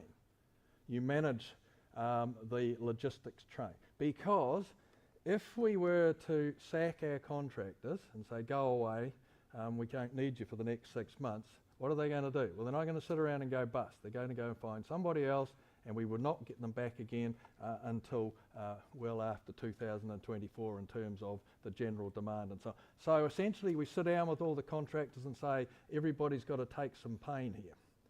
And we pare production back to cost of production, and everybody takes a haircut. But we keep the machinery working, because the day it recovers will not be a day that you can predict. And if you don't have wood flow arriving that day, and from then on, you've missed. I understand that. Yep. And I understand you can't sack your really good contractors Yep. because they're absolutely worth gold. Yep. I mean, would you have the capacity to bring it down from 100 to 50 or something like that, or what's the sort of level of capacity you would have to be able to manage this? In the first instance, we would be looking ahead and saying, okay, how bad is this likely to be? And it's part of the fundamentals of log sales that everybody knows everything the day after it's happened. All right? So we do know everything the day after it's happened, and we look at it and say, all right, what are the ramifications of this? And we plan accordingly. And I cannot give you an answer for every situation. And our job is firstly to protect you in terms of time in the market. And then secondly, when there are bad periods, to tell you why we are doing what we are doing and telling you our judgment around that and why we believe that's right. You have every opportunity to question that, and quite reasonably so. That's the nature of the relationship. So we have to continue to justify our response to that calamity or whatever at that point in time. But I hadn't intended that we would spend much time reflecting on the outlook into the future for forestry because you're more concerned about getting your money out from the first generation, first rotation, and fair enough. But it is relevant to your question. And if you look at the fundamentals at the moment of the increased volume of softwood that China needs in the next 12 years, they are staggering. And they are relatively small. New Zealand's increased production is relatively small in comparison with that growth expectation, their demand expectation and so on. It's not a fair world out there. It never happens by strict supply and demand economics. There's non-tariff barriers. There's all sorts of funny things happen and so on. But if you go to fundamentals in the context that it's relevant to your concern, you would not be troubled by a downturn on the basis of 8 years in the market unless something else fundamentally changed. Sorry, there was one other question that, yeah, at the back. Oh, just at the back, I think was the, yeah. About to what extent could you slow the harvest in bad times? To what extent could we slow the harvest to bad times? Again, it's contractor by contractor, site by site, and so on. But there is another response mechanism, which normally we talk about in the forest. But this is the trouble by having not been to the forest first. But that's good, that's fine. The other response mechanism, and that is why being a large group of 806 hectares is fantastic. Within that 806 hectares there are some lovely areas of forest and there are some other less than lovely areas of forest. And we know where the wood is and the log grades are. When there is a collapse, essentially what happens is that the greatest price movement is in the lower log grades. The less price movement is in the higher value log grades, right? So we then say, all right, where are our stands with the higher value log grades such that we can minimise the impact of that price increase. And again, being as a group, we might have an area here, we might have an area here and so on. And we will redeploy the harvest infrastructure to harvest at a slower rate, but the areas which are making the most amount of money now based upon those market drivers. Right? When the market takes off again and the low price log grades accelerate in value, as they always do enormously, and the gap closes between them and the high value log grades, we shift immediately to cut down the lesser value and so on. So that's another practical mechanism that we use in terms of managing a downturn. So there was a question towards the... Around the harvest costs and the roading costs. We'll deal with that tomorrow if we could. Yeah, if you don't mind. Sorry, because it's better. Yeah. Sort of a crystal ball question. Yeah. The present government's making pledges to plant Yep. 1 billion trees. It has a good ring about it, doesn't it? And supposedly one of the purposes of that is so we can better meet our obligations under the climate laws. Yep. Is there any sort of indications coming from government that they may be Right. interested in providing some sort of incentive Right. to people who replant? Right. Are you going to get a freebie? Are you going to get a freebie? Sorry, no. Because any incentive will go towards planting land which currently isn't in trees. Basically, you're looked at as you're tree owners already.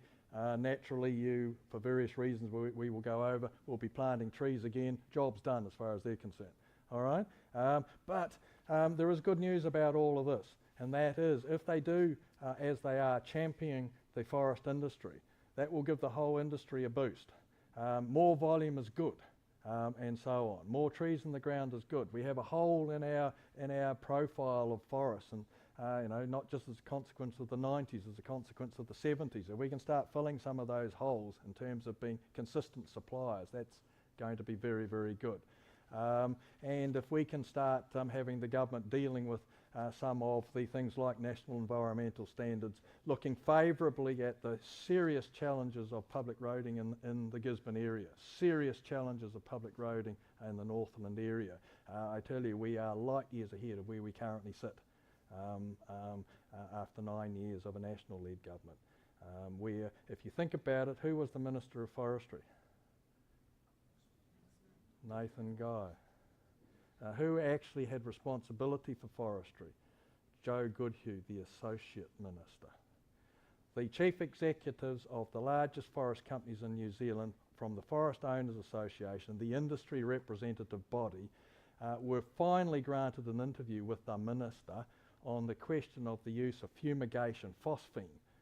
Phosphine poisoning, issues around health and safety and so on, serious problems and so on.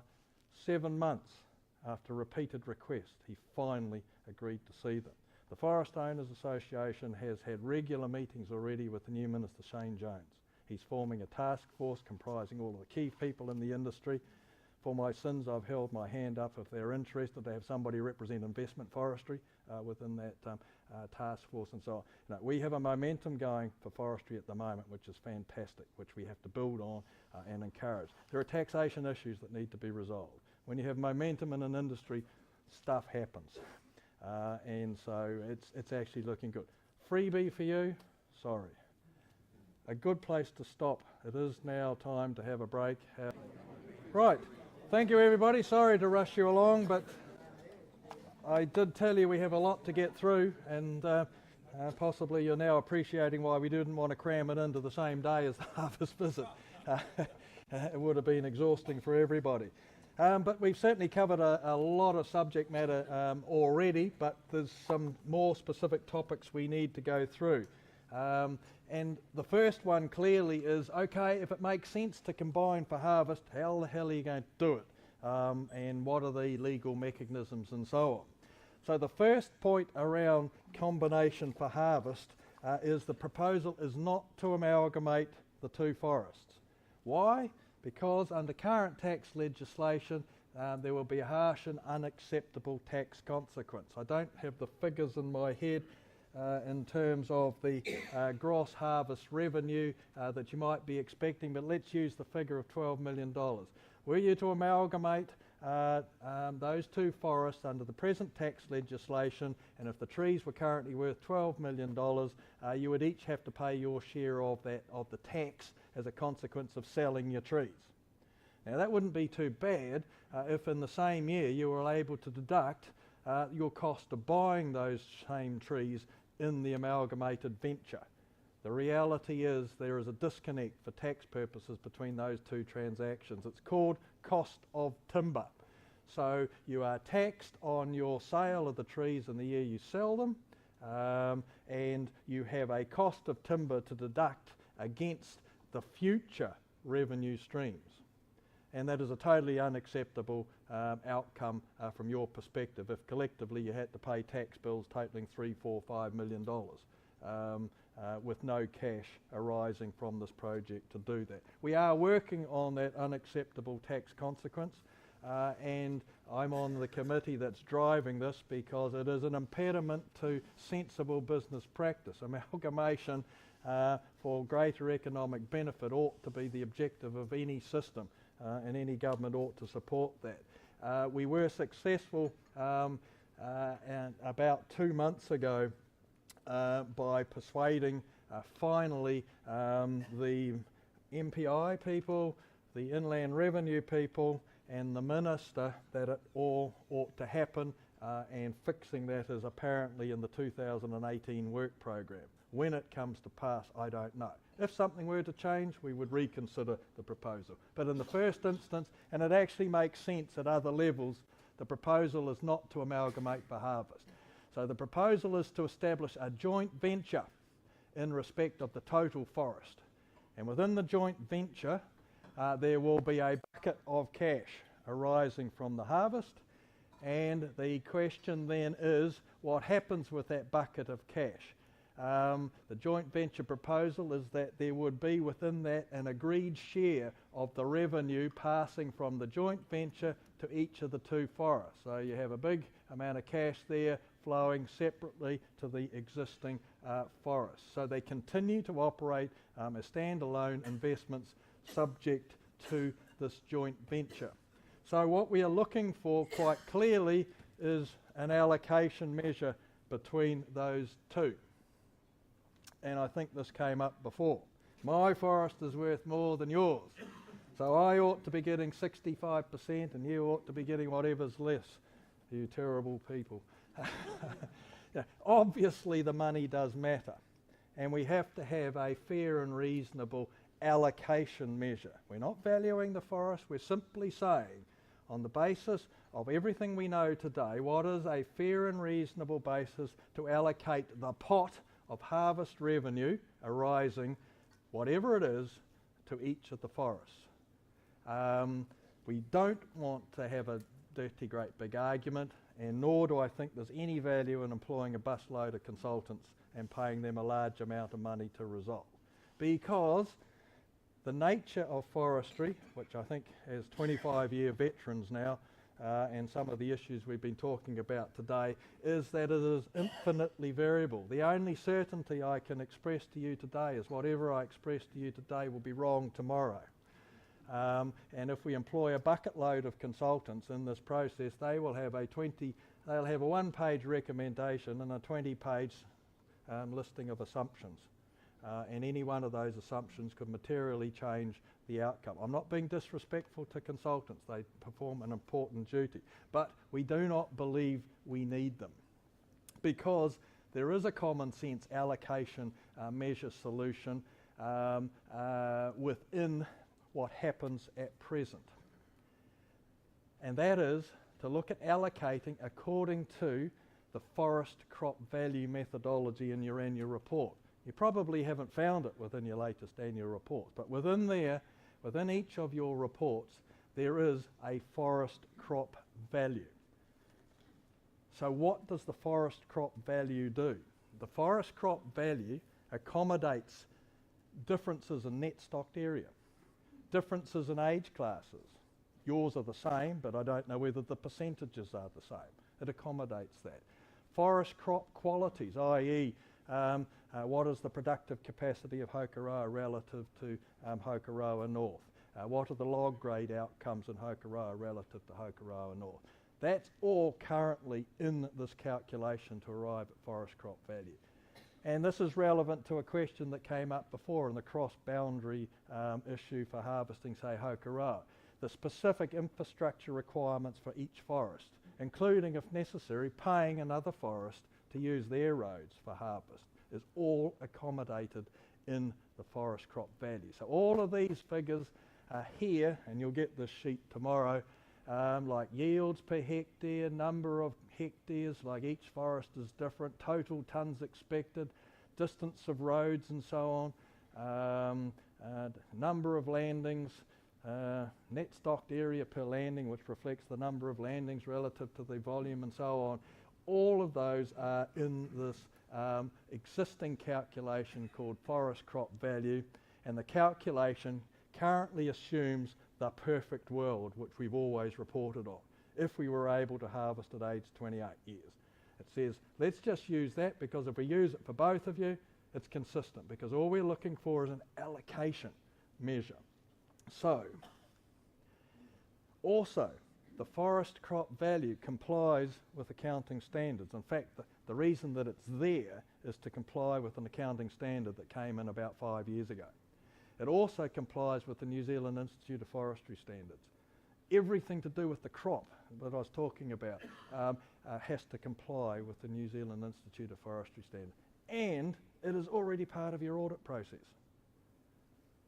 As I said, you probably didn't realise it existed, because what you've been looking at is your stumpage figure and your indicative value and so on. It is a subset of the indicative value. It is the crop bit of the indicative value that the forest crop value represents. So, let's put it on the table.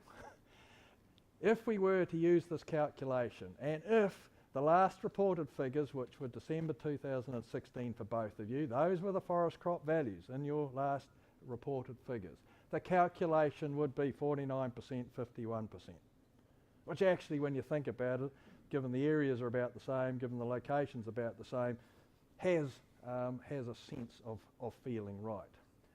These figures are indicative only, and if we go forward with this process, one of our first jobs will be to carefully review all of the assumptions behind it, because to date the forest crop value has been used specifically to meet an accounting standard reporting requirement. So we've done the minimum necessary because it all costs you money, and of course that the forest may be deemed to have a value today of X, Y, Z, bears probably little reflection to what it might actually achieve. It could be more, it could be less, and so on. We put a minimum amount of effort into it, otherwise we would have had to have charged you more. So clearly we now go back and say, hey, this actually works, so let's make sure that all the inputs into both of those forests are consistent and reasonable. And we will come up with a variation around that number. But my instinct is that I don't believe it'll be greatly changed from that, because if you look at the basics, and I said we'll give you those statistics tomorrow, the percentages seem reasonable given the relative net stocked areas, given the projected yields, given the crop age, and given the cost of infrastructure. But we have to convince you, satisfy you. Firstly, we have to satisfy the auditor. Secondly, then we have to satisfy you that there is consistency and it is a reasonable calculation to reflect those values for the purpose of an allocation mechanism. We don't need to know what the size of that bucket's going to be. It'll be what it'll be. All we need to know is whatever that bucket is, how do we share it? And the basis we believe that is fair is using this forest crop valuation, because it does everything based upon, and when we refine it, consistent variables, and it comes up with a relative crop value. And that's what's going into the bucket to create the cash. So, what have we got wrong? Does that approach make sense? Did the other forest estimated in the area, they agreed to this methodology, or have any of the other forests agreed to it? Right, good question. Have others agreed to this approach? The meetings that we have had in the similar context to you people, i.e. this is the first they've heard of it, have all agreed that it makes sense. Doesn't mean to say that you people will agree, but they have. And in fact, we've asked at each of the meetings to date what you feel about it when we've got through everything else, because there's a few other ifs and maybes that you need to know about before you reflect on this total picture and so on. But the devil's in the detail. And as I said, that forest crop valuation methodology currently is accounting compliance focused. We now just make sure that it is refined to do the job that we now need it to do.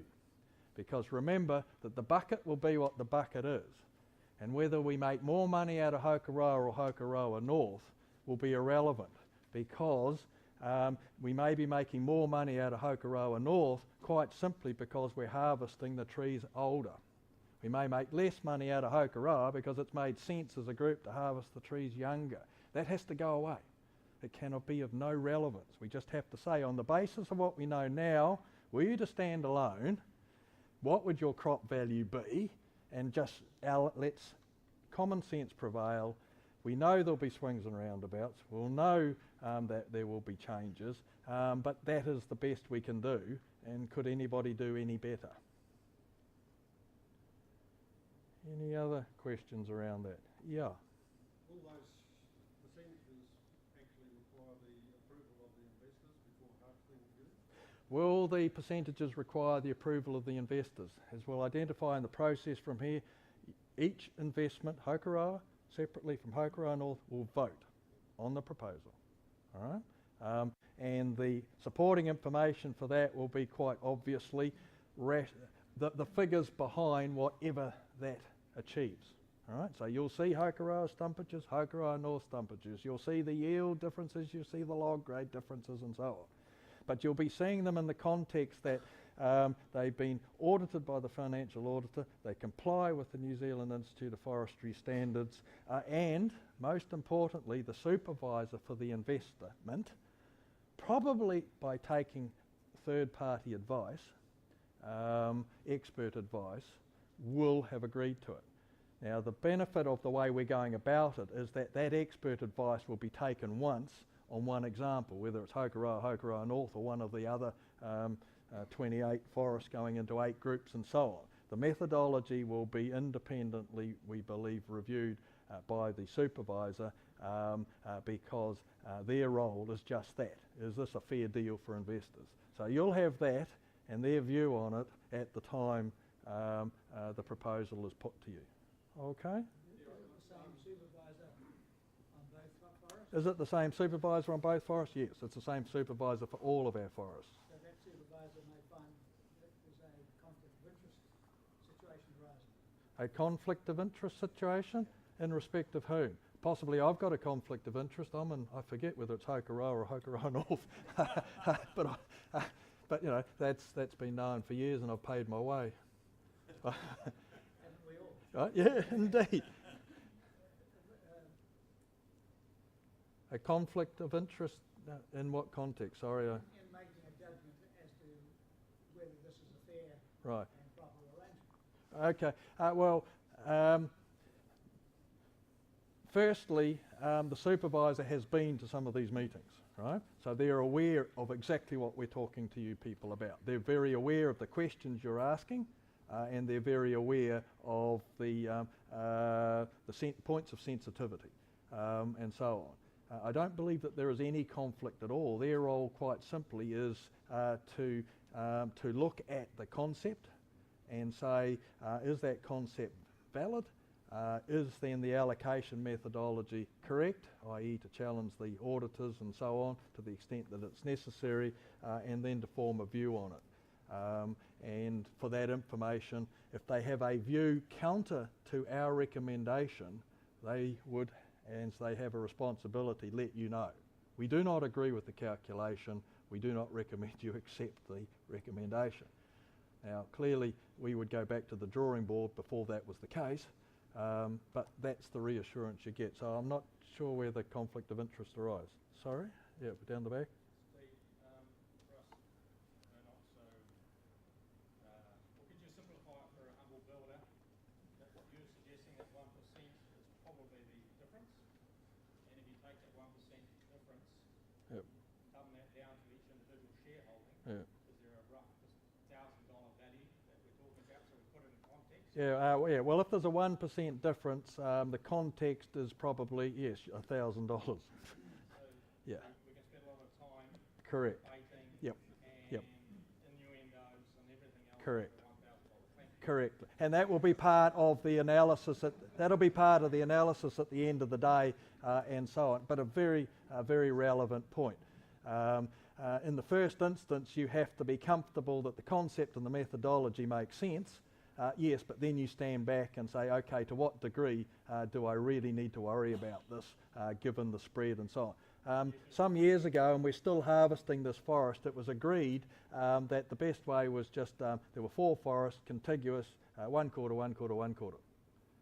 They just said, you know, the differences were so different and so on, and all of the variables, we could calculate them so many different ways, but at the end of the day, they were all better off 1 quarter, 1 quarter, 1 quarter. Well, we think the methodology ought to be a little bit more sophisticated than that in the first instance. This is sophisticated methodology, but it is coming up with a number which sort of makes sense. The forests are the same size, basically, and they are in the same area, and they have the same challenges, which collectively together, they are likely to be better off. Therefore, collectively, they're better off. Yeah. Will the valuation data that we get, will it be based on very current figures or based on what we've had in the past, which have been pretty conservative discount rates and averaging of pricing and so on? And certainly there's plenty of things you can do in the forest crop valuation to smooth it out, irrespective of whether it's ordered or not over time, potential investors Yeah. getting too upset with 1 year to the next. Oh, you cynic. Yeah. Yeah. So will the Okay. valuation Yeah. will it be quite current? We are not doing a valuation as such. We're doing a forest crop value, yes, based upon standard principles for both. Given the relativity of size and age class and everything else, the price points and the cost points, so long as they are the same, fall away in terms of relevance. Now, if there was a huge disparity in quality of forest, it could make a difference on the price variables you used. In your context, there is not a huge disparity in the quality of the forest, which gets back to your point. At a certain juncture, you stand back, you take a deep breath and say, we could debate this forever, we could calculate it forever, does it smell right, and what is the risk of it being wrong from any material perspective, and you move forward. Okay, yeah. Accepting that, does it complicate anything that harvesting in Hokoroa North has already started? Does it complicate it that harvesting in Hokoroa North has already started? No, because if you agree to this deal, we will go back to the beginning, and what's happened will be part of the bucket. All right? Because if we don't do that, we just create another raft of complications. We're going to have to rent some of the roads. So we just unwind it to the beginning, and that has happened, and that's in the bucket, is what's happened, and then we go forward from that juncture. Okay? There was one other question I thought. No? All right. Let's move on. Second rotation and exit options, because the two, in terms of joint harvest and what happens, are actually interlinked. So as noted earlier, there will be a second rotation, and we'll go through why. And the ideal forest for the second rotation was a factor in determining all of our groupings, 28 going to 8. Yours was basically a no-brainer. You had two contiguous forests. Together they are of sufficient scale and so on. Some of them are not as straightforward as that. So, as I said, yours essentially is a lot easier. The point, however, around the second rotation, in addition to it being contiguous, is if we go ahead as a joint venture, it will be planned to be harvested as one, i.e. under the joint venture, and we talked about why. We will do what we need to do, where we need to do it, without being worried about the consequences of one forest or the other. An excellent size at the 830 odd net stocked hectares, and remember that is the tree area, not the title area. The title areas are bigger, so the gaps have been taken out. That's the relative tree area and so on. In our calculation, for a profitable second rotation investment, is that it has to be at least 600 hectares. There are just some minimums now. We live in a different world of compliance and everything else, management costs and so on. We can put together the most profitable investment. So you greatly exceed that. A very relevant question is, will the second rotation be radiata pine?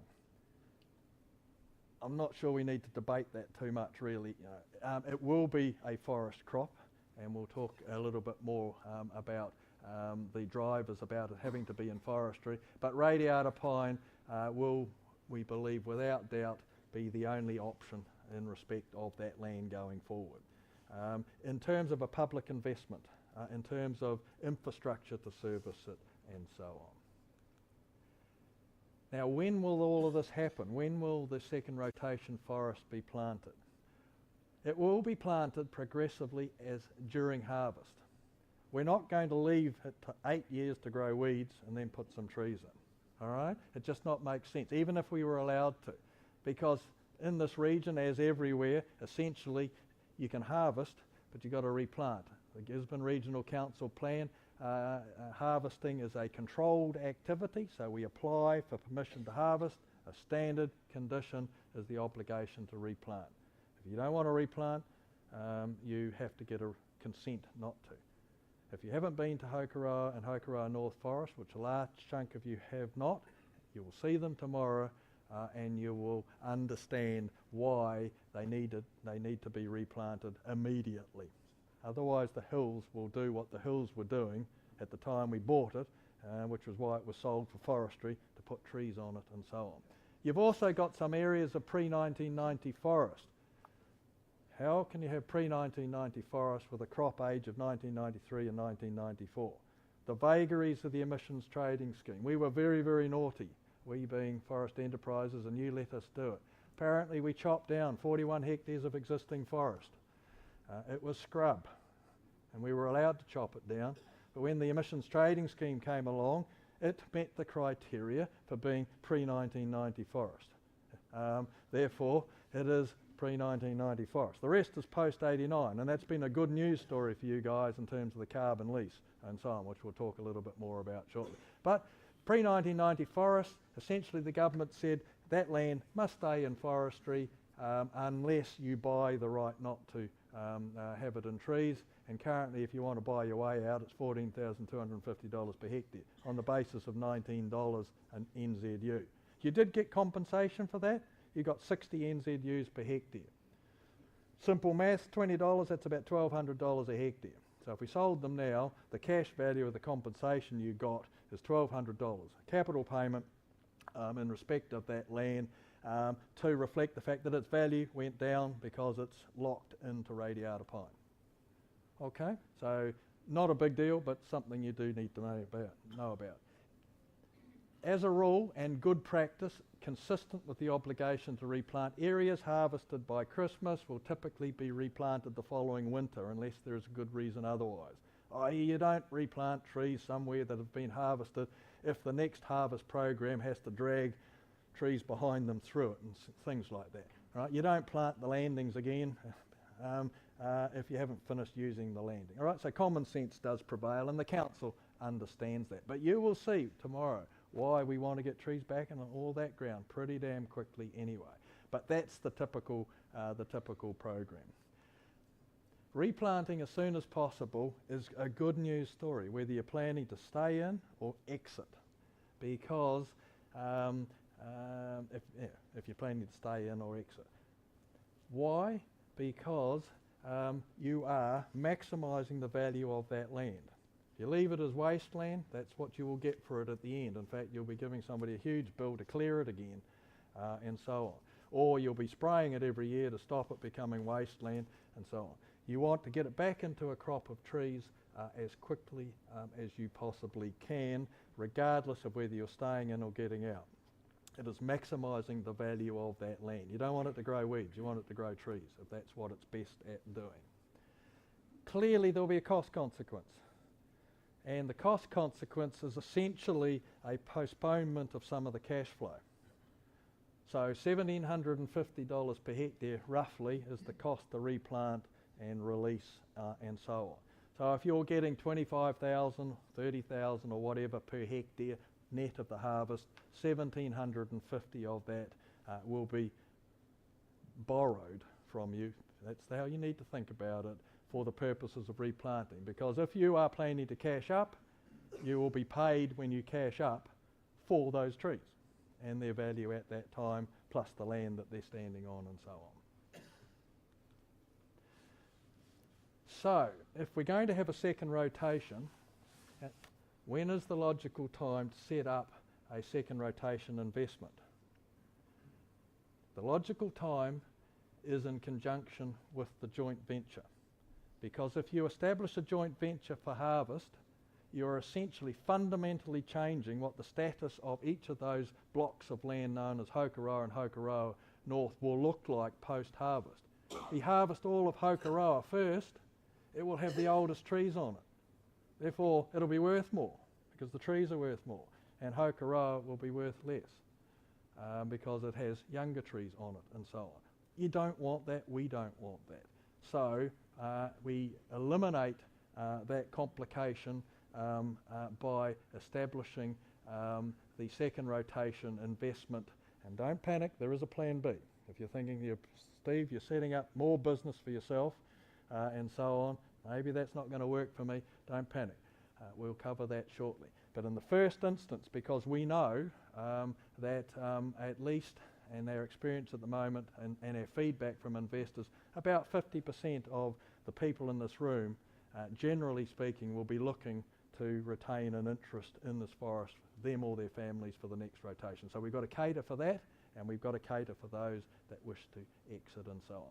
So, as I say, if you're planning on exiting for the second rotation, you can be planning to sell the shares in the second rotation at the earliest opportunity.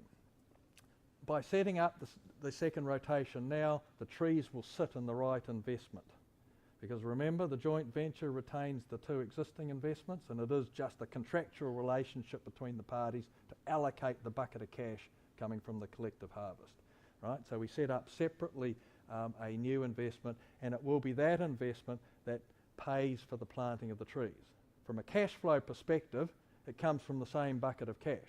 It's just that you'll be receiving your harvest revenue from your existing investments via the joint venture mechanism, and you'll be getting a bill, and we'll make sure the two overlap in respect of the replant that's to be paid at that point in time from the other investment. Everything has to be in its right bucket.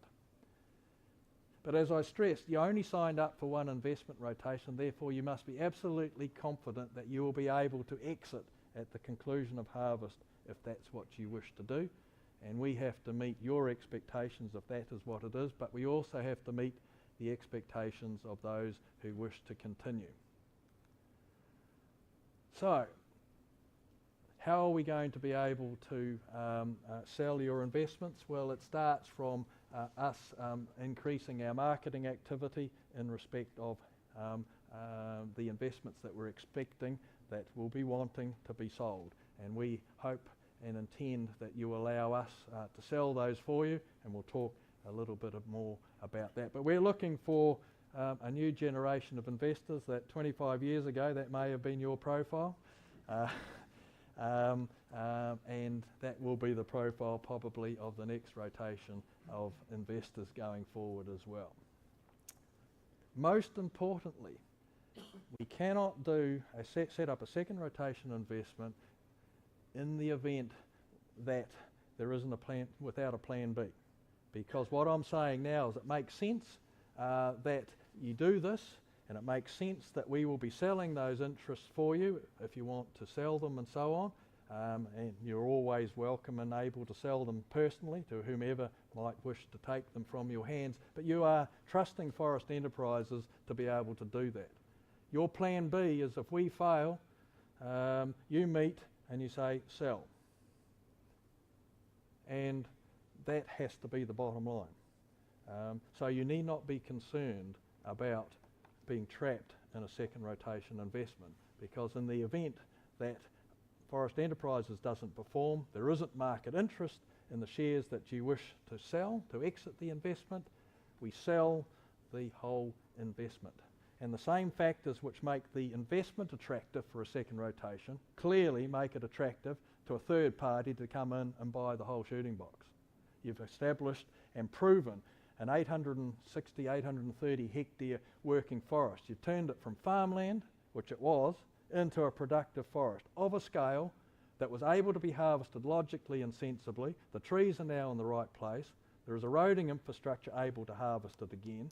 It will be able to be harvested at whatever age you choose over an 8-year period, because you've replanted progressively as you've harvested over 8 years with the trees behind it in the right place, and so on. Very appealing. So if you want to harvest at age 26, you start and you do every one of those 8 years at age 26, instead of what we're having to do this time. So by setting up the second rotation in this manner, planting straight away, we're creating the optimum value irrespective of what you want to do.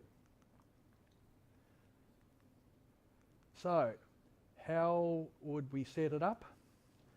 And then I'll call for some questions, because we're covering another lot of meaty information here. The way we do it quite simply is we want to sell the land from one investment to another.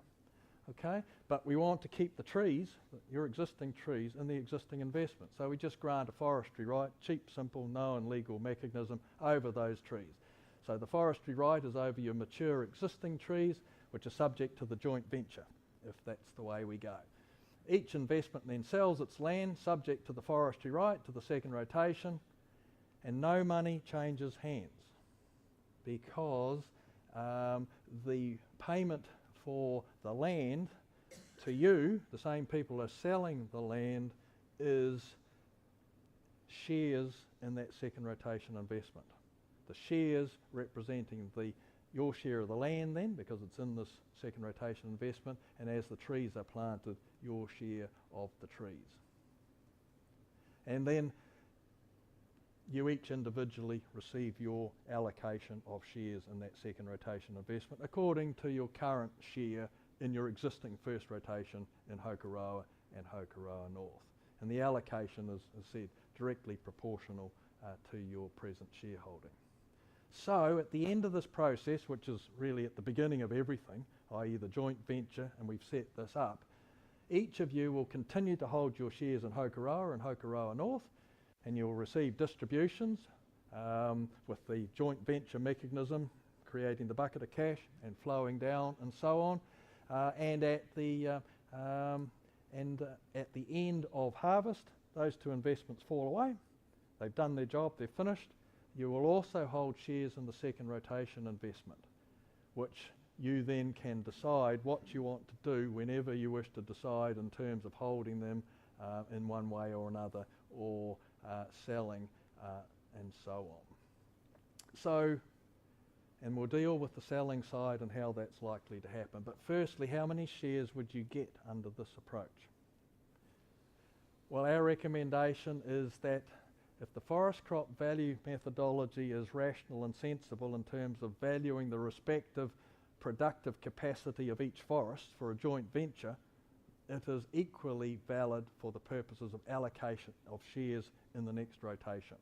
Because you have to look at what each forest is contributing. They're contributing the present productive capacity to the joint entity going forwards. We can't wait until harvest is finished and value each, because the value of each will be directly the result of how the joint venture harvesting has occurred and where the trees have been replanted and when, which will create a disparate value. So we believe that same approach to allocation of shares in the second rotation is relevant. And that means that the value gain from the scale and the enlarged investment, of course, is additional, and it's of benefit to all, and it falls according to the productive capacity of the two forests as they exist today, contributed to the future. How much will it cost? Because why the hell do I want to set up a second rotation investment if I don't have to? What it will cost, and then we debate whether it is a reasonable cost at this juncture, is as follows. We will cap the cost to set this up at the real estate commission that the property would otherwise incur were it to sell the land and trees. What we have concluded is that if Plan B is to sell, and we still have Plan B, and we'll talk about how it still works having paid a fee at this juncture, the cost of Plan B is the real estate commission. So why at this juncture would you wish to pay us any more than that to set up the second rotation? So essentially we are backing ourselves to make sure that we will be able to give you the buyout when you want to buy out, if you want to sell, want to exit the investment and so on, and we're prepared to put some money on the line in effect, because it will cost more than that to set it up. But we think that that's a reasonable approach for us to take, given all of the circumstances. Clearly, we do want the second rotation business. Absolutely we do. But we have to justify it to you, and at this juncture we do not believe it should cost you any more to set it up 8 years before you will effectively probably be selling, if you wish to exit, at anything more than it would cost to sell the whole shooting box. So that's the setup cost. Ongoing cost, well, the replanting is occurring regardless of whether this exists or not. Okay, so that's not additional. And then there will be minimal other investment related costs. Because essentially the management fee will be the $28 a hectare wherever it falls. Some of it will still be in the 2 existing investments and some of it will be in the joint venture. The total will be unchanged. The rates are unchanged, the insurance is unchanged and so on. So there will be negligible additional costs. And you would think, but hang on, we're going to have to do 3 sets of reporting to you and everything else. Yes, we are. But during harvest, the relevant reporting to you is actually the harvest reporting. And we'll tell you a little bit more about that in future. It's not the looking backwards academic accounting reporting at all. So we will scale down our present annual reporting, which is quite extensive and exceeds the minimum requirements, to the minimum requirements. Because your focus will be on what we're telling you about harvest and how much you've got and how much you're still looking forward to get. So it'll be less work for us doing those 2 existing ones, and that will more than cover the cost of doing the reporting for the new one. Okay, so we do not expect it to cost you any more. Another consideration is, does this have a negative tax effect? No, it doesn't, because the harvest income and replanting costs still come together irrespective of where they arise for your individual tax purposes. So you will have harvest income arising in your existing investment, you will have replanting costs arising in the second rotation investment. They come through to you individually or your trust or whatever as the 2 for the purposes of a tax outcome. So if I've done all of this, what is my sunk cost? Clearly is a relevant question, because I'm setting up something that we may not need, is also relevant. So your sunk cost will be that establishment cost, i.e. The fee paid to us capped at the Real Estate Commission. But our expectation is that the value of the investment, therefore the value of the land and trees underlying it, will be worth more than the sum of the parts. And that additional value will be more than the cost of establishing it. And remember, you still have plan B if this does not work, which is just to say sell it, and at that point you capture that additional value. So we've already covered some of this. At the conclusion of harvest, those 2 investments conclude, and if you're planning to exit around the conclusion of harvest, you will then sell those shares in the second rotation investment. Why would you sell them then and not before? Well, you could sell them before, but we will not be a buyer other than probably 1 year before the end of harvest. Why is that? That is because the value to you and our opportunity to sell it to anybody else isn't present until the certainty about the character of the second rotation. So until there are, say, 7 of the 8 years of trees in the ground, a buyer doesn't know what they're getting. They have no idea what's going to be there in 8 years' time. At year 7, they can see 7 years of plantings behind them, know exactly what's happening, they can see the current harvest program, they can be confident that they will, in 1 year time, be able to plant the balance of it and carry on. They will therefore give you maximum value at that juncture. So the sale of your shares at that juncture releases your share of the value of the land and your share of the investment in the second rotation crop. So essentially all we've done is capture some cash flow to replant it, got you through to 1 year before the conclusion of harvest, and then will put you in a position to cash up. Were you not to go in the second rotation, were you simply be planning to sell everything at the end of the day, you would be doing it about the same time, and you may or may not achieve a sale for an unknown period of time and so on. But the timing, my point is the timing is the same. By taking these second rotation shares, you'll be able to sell them, therefore to fully cash up, probably earlier than you would have otherwise been able to fully cash up if we were waiting to put it on the market, go through a marketing process and sell it. So I'm pretty comfortable about that, because that means I can meet your expectation if you want to get out, to get all your money out by the time harvest has concluded and so on. So we've covered some of this. Technically you can sell at any time, but the greatest value will be when the profile of the second rotation crop is known, which is near the end of harvest. Forest Enterprises will expect to make an offer, we expect to make an offer for those shares.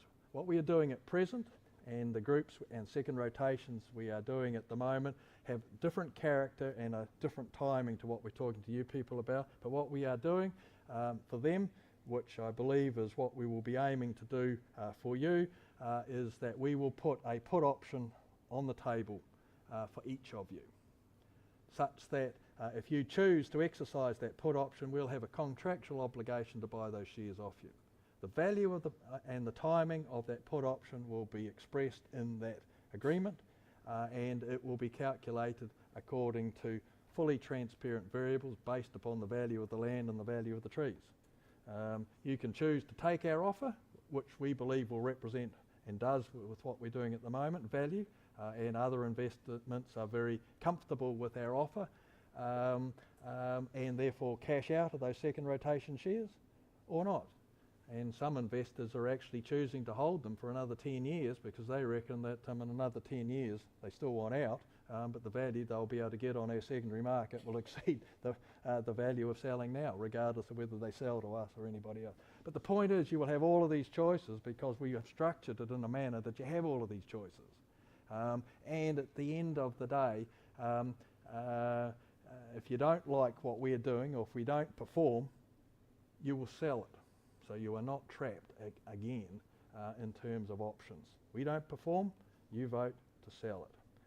And at that juncture, you will have, as I said, a very attractive proposition to sell collectively to the market, which will more than exceed the cost and the opportunity that is preserved until year 7 or 8 of your harvest.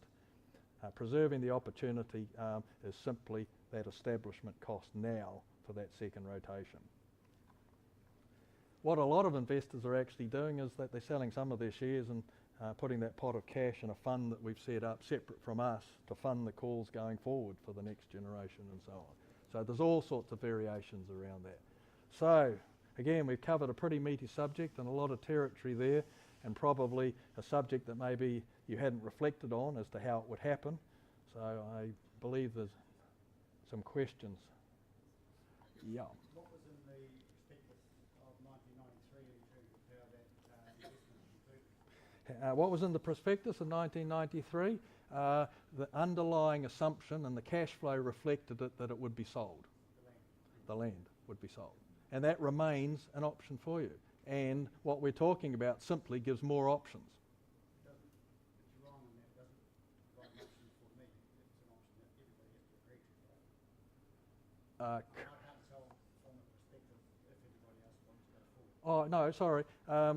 Yeah, to sell all the land and trees clearly requires a decision of the group. You can sell your shares in the second rotation whenever you choose, or wait till our offer, which will be at the optimum time and we believe will be a fair offer. And at that point, you could choose to sell to me, to Forest Enterprises, and the 50 to 60% who've indicated to us that they may have an interest to keep some or all of the shares for them or their family can choose to keep theirs or sell some of them and all sorts of combinations. So essentially what we want to do is to put you in a position of maximum flexibility, but still preserving the underlying option and to have created the maximum value of a second rotation forest, that if all else fails, don't want to do that at year 7, sell it as the prospectus originally presented. So we believe it optimises the options available to you. Question at the back. Just hypothetically, is there third rotation planting in New Zealand? Is that viable? Is there third rotation planting in New Zealand? There's fourth rotation planting in New Zealand. Do the trees grow better in the second rotation than third rotation? Yes, they do. And there's an analysis that we did for one of our Wairarapa forests on the benefits of the financial benefits of the second rotation and why in your kit we'll give you tomorrow. Essentially, the bottom line is, all things being equal, if nothing else were to change, as a consequence of the roading being there, as a consequence of new genetics, as a consequence of the land actually becoming enhanced for radiata, not impoverished, as a consequence of all of those factors, the second rotation generates a gross stumpage of 51% more than the first rotation. Right? And that's not assuming any price changes, it's assuming all the same costs, just those things. So you guys have taken paddocks and created a forest. And it would be a tragedy if I don't do my job in pointing out to you that there is value that you've invested in that you lose if you sell. But it is value that you can pass to a second generation of family members. But if you choose to sell, clearly you will sell and accept the fact that you're only going to get 10% of the value of the roads, but there is going to be only a third of the cost of roading next time, and so on. But we have, and in selling, it is still an attractive proposition. Remember, when selling these shares, or when you get to the end of harvest, it'll be less than 20 years before the harvest begins again. So what you will be selling or passing to your family is not a 30-year investment that you expected when you invested, because you started from scratch. It's a less than 20-year investment. And again, when you think about the market appeal of that, you've got to be optimistic, because it is going to be better than any greenfields investment and so on. But I don't want to be accused of overselling the second rotation and why you should stay, because our job at this stage is to set you up in a position that your harvest produces the best outcome. But there are some consequential knock-on effects which we have to accommodate, and we just have to make sure you understand those and why it does make sense. So any other questions on that? Yep. And Farmland's gone up a hell of a lot over the last 25 years, and this is shares or whatever, but land, so that's capital thing. So normally I don't think you can tax on top of this. Is this going on land you bought a farm, if it goes up in value? Yep. Is this land when we would sell and get the land, it doesn't work out in such a way that we're not paying tax right. on land that's gone up. Yep. And a couple of other quick ones. Can I just do that one first, and then I'll give you the opportunity, otherwise I'll forget. Okay, so the land sale is a capital transaction. Tree sale and harvest is an income revenue transaction, right? So I think your concern was, will what we are doing compromise the status of that land value in terms of being capital if you're selling out? No, it won't. Because no, there is no, will there be a capital gains tax on an increase in land value from 1993 to 2024? My crystal ball can't give you an answer. It's a political process that it would appear we're going to go through in the next 3 years, and we'll vote on at the next election as whether we wish that to happen and so on. But nothing we are proposing to do compromises anything. And it comes at a negligible cost to create all of these options. So what I'm saying is that if you sell the land, that'll be separate to the harvest income. Harvest income will pay tax on. Yes. The land value won't. Correct. Right. Yep. Correct. Yeah. Yeah, under current legislation, yes. The other thing is And we will be doing this, if you agree, in 2018, which will still be under current legislation. Right. and the crops, new crops planted at 70 hectare or whatever. Yeah. You sell in 7 years, you get more than 1750. You get sort of like a Absolutely. interest rate. Yes. And so what is your average, when you sell in the secondary market, say like you would stay in, some people stay in 10 years, Yeah. what sort of return are you getting on your investment? Whatever figure I tell you will be wrong. Right? Based upon past experience, firstly, anybody who's wished to sell via our secondary market has successfully done so. They've successfully done so within a time frame and at a price that they've been comfortable with. And the price they've been comfortable with has reflected a return, generally of 7 to 8% compounded. Okay? Did I miss any other element in that question? Okay, there was another question. Yeah. From what I gather from the proposal, you're proposing to spread out our income over an 8-year period, Yeah. which I think brings some income in a little bit earlier than what we had expected. expected Yes. compared to the original. Also delays the last few years of income beyond what we might have expected. Is that right? No, it does not delay it at all. Oh, so It the did- last dollar we get out, is it at the same time? 2 years after the 1994 turns 28, which is what we've been declaring in every report for years and years. Okay. All right. At what point would you propose charging the real estate commission? If you agree for us to set up the joint venture and the second rotation, it would be at that time. Okay. It would be at that time. Yeah, a question here. Right. Good question. So what percentage of the investors have to agree to this? Well, firstly, there's around about 39% of the votes in this room, right? So it starts there. In terms of the voting process, well, firstly, what percentage? We believe that technically it's probably only 50%, but we're not comfortable with that. We believe it is a material change to what the underlying proposition is. So in our discussions with the supervisor, we've expressed the view that let's not waste time debating the legal percentage. Let's just use a special resolution 75% approach. Because frankly, if 75% of you who bother to vote, because that's the other element of it, don't agree with this proposition, it clearly is nonsensical. Because sensible people vote for sensible propositions. I know you're sensible people. I believe we will be putting up a sensible proposition. Not everybody will vote for it because there will be other variables. There will be people who will not vote for this because I may have offended them in a communication 22 years ago. I don't know. We've got people who chose not to invest with us because myself and my then business partner had beards. Or when they found we had beards, sold. So I just cannot assume that everybody will vote for us. So then it gets back to, is it 75% of everybody in the investment? No, it's not. We have a quorum of 25% for a vote for a special resolution. Then it's, so long as we have that 25% participation, 75% of everybody who choose to vote. So that's the outcome. Now, as I said, if we can't get that, the proposition is flawed.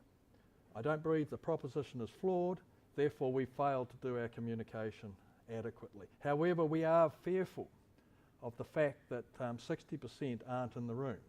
So 60% do not get the benefit of having this explained and the questions. They will have the opportunity, if they choose to take it, to view this on the internet. We are recording both the slides and the audio such that people can choose to view it. But what we have experienced is that the investors who are not here are very influenced, and reasonably so, by the investors that are here. So if the reasonable people in the room were of a view that this was a reasonable proposition, the other reasonable people who aren't here will assume that it is reasonable. All right, so that's so that's the way it goes. But we do not underestimate the communication challenge that we've got. So we're sort of talking about this now, aren't we? The decision-making process. So the decision will need to be made by each investment on the two propositions: joint venture for harvest and forming the second rotation. The two propositions will be presented as a package deal, because you actually cannot detach the two. Because if you joint venture for harvest, you fundamentally change, if you're not joined for the second rotation, the underlying value of the two forests, depending upon how the joint venture progresses from a harvesting perspective and a replanting perspective. This isn't specific to you. We are doing this for the 28 investments becoming 8 in Gisborne, for the 25 becoming 10 in the Wairarapa, and we have a couple coming off the production chain early next year, as having voted for it and proceeding. Although the ones that we are doing at the moment, they have actually harvested separately. We were not in a position at that time, given a raft of variables, to give them the joint venture benefit that we're able to give to you. So they're coming together at the end of harvest and saying, hey, we can get better value individually and collectively by joining for the next rotation, irrespective of the fact that we didn't joint venture harvest and so on. Any questions? Sorry, yeah, the back. You say that you're going to make a fair offer. Yep. Consider a fair offer. But you also said that that you would market people's investments. Sorry, that we would. That you'd also you would market it from. You have a marketing program for a new generation of Yes. investors. Yes. Yes. So there seems to be an inherent conflict of interest in that, whereby you're basically inviting the investing public, ourselves 25 years ago, the investing public, to compete with you as to buying our investments. Okay. Very good point. Very good point. You're dead right. There would be a conflict of interest in the absence of one other important factor. And that important factor is that the put option proposal, if we're guaranteeing to buy whoever chooses to sell to us out, that proposal will have a caveat on the ability of the investors otherwise to sell via our secondary market for a period of time. So we do not compete.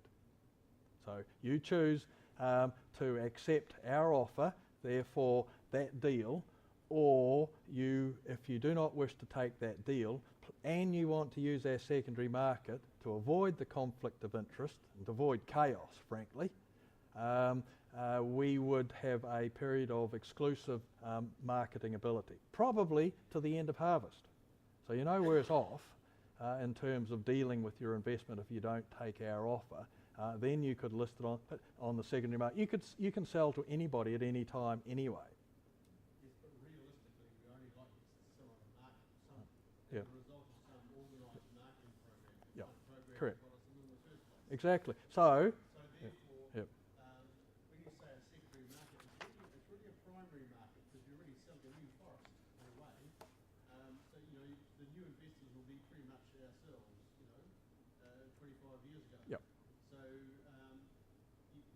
your secondary market is not heavily advertised, as I see it. This one would be advertised throughout the country, presumably. Correct. So therefore, we still have this kind of conflict of interest where you've got your put option, but actually supposedly flogging it pretty Yep. hard to the Sure. public out there. Okay, understand that. Now let's flip that around. Your problem is genuine and real. But let's flip that around. Let's say we do not offer a put option, and therefore everybody who wishes to exit wishes to go on our secondary market. So then you are going to be competing amongst yourselves en masse for the offers as they come through. Chaos. And I believe that is worse than the proposal. Clearly it's all predicated on our offer being fair and reasonable. All right? But remember, if our offer's not fair and reasonable, and the majority of you want out, you'll instruct us to sell everything. So we are highly motivated to come up with an attractive offer for you people. Otherwise, we lose the business for another rotation. Plus, we do have a demand for product. We're desperate for product. It's quite likely that we, as we are with other investments that have put options, we will exercise the put option early to have product to sell. And so on. So there are compromises in life. We are looking at the best proposal from everybody's perspective, but always leaving the power in your hands. The power in your hands is saying, nah, as a group, we don't think that offer's fair. As a group, we just want you to sell the proposal as per the 1993 prospectus, and that would have to happen. The supervisor would see that happened. So have you got a stock exchange, so to speak, on your website? We've recently revamped our website. We have very little to sell. I think we're currently selling 50 units a year. All right, we're transferring about 150 because people are transferring to family trusts and things like that. So it's very low key. We are in the process in 2018 of developing it. It's a chicken and egg thing. If we haven't got anything to sell, why create market interest and not satisfy it? Next year, beginning of next year, we will finally have product to sell at a reasonable quantity on the basis of the second rotation investments we've concluded and are implementing right now, and so on. And it will build from that. But from your perspective, this is not a problem, and that's the beauty of what we're proposing. We're giving you maximum opportunity, maximum options, 7 years before you need to even be thinking about it. Because until harvest is finished, you were never expecting to get the sale of your land value, let alone your investment in second rotation trees. So all we want to do is to position you now, which is our job, so you have maximum opportunity with no compromise. And we believe this achieves that and leaves all the options open. So I'd imagine there would be a meeting in 2023 on this very subject, because we would be presenting our put option and we would be getting the feedback round from you as to how everybody feels about that, and we would get the message, as quite rightly we can expect to, if you were dissatisfied and basically wanted to do what the prospectus said. What would be your sunk cost? It would be that real estate commission fee paid to us to give the option for the next 7 years, the maximum flexibility. Where will the investment in terms of value be in 7 years? The value increase will be significantly more than that cost now to make sure you have maximum flexibility and maximum options going forward. Sorry, just a short question. Yep. This forestry right that you are going to create, will that be a tax problem at all? No, forestry rights are a neat mechanism. They're specifically for trees. That's why they're called forestry rights. It enables you to essentially have a map around trees which says those trees have these owners and beneficiaries and so on, separate from the land. Okay, so it's a fantastic mechanism and cheap. Yeah. You've been producing forests in Wairarapa for some time. Yep. So presumably you're getting pretty close to that process of those Wairarapa forests. So when will we first be able to see this sort of thing happening to Wairarapa investors, so we can sort of get a gauge on it ourselves? Sure. Yeah. Next year. Yeah, right. Yeah. Whilst I'm running meetings, I'm not finishing the paperwork for the Notified Group Forest Investment, and we've almost finished it. It will be released early next year. The investors expect that to happen, and they've instructed us for that to happen. So, and I tell you what, you will know about it because we'll be real excited about it, and the first people we need to talk to are you, because we haven't had product to sell. And this is, that will be, a unique opportunity earlier on than your investment opportunity to get into a second rotation forest and so on. And that's the beauty of this. You will know in 7 years' time how life is. We just want to make sure that you have all the options available to you. And this is a small investment, we believe, to achieve that. And we believe it makes sense. In fact, we would not propose the joint venture in the absence of this, because essentially in the absence of the two being connected, we are picking a winner and a loser in respect of value every time Bert decides or Dan decides which forest he's harvesting in, because the older the trees, the more value that will sit with that particular bit of land. A few more subjects to cover, but I don't want to cut the question short.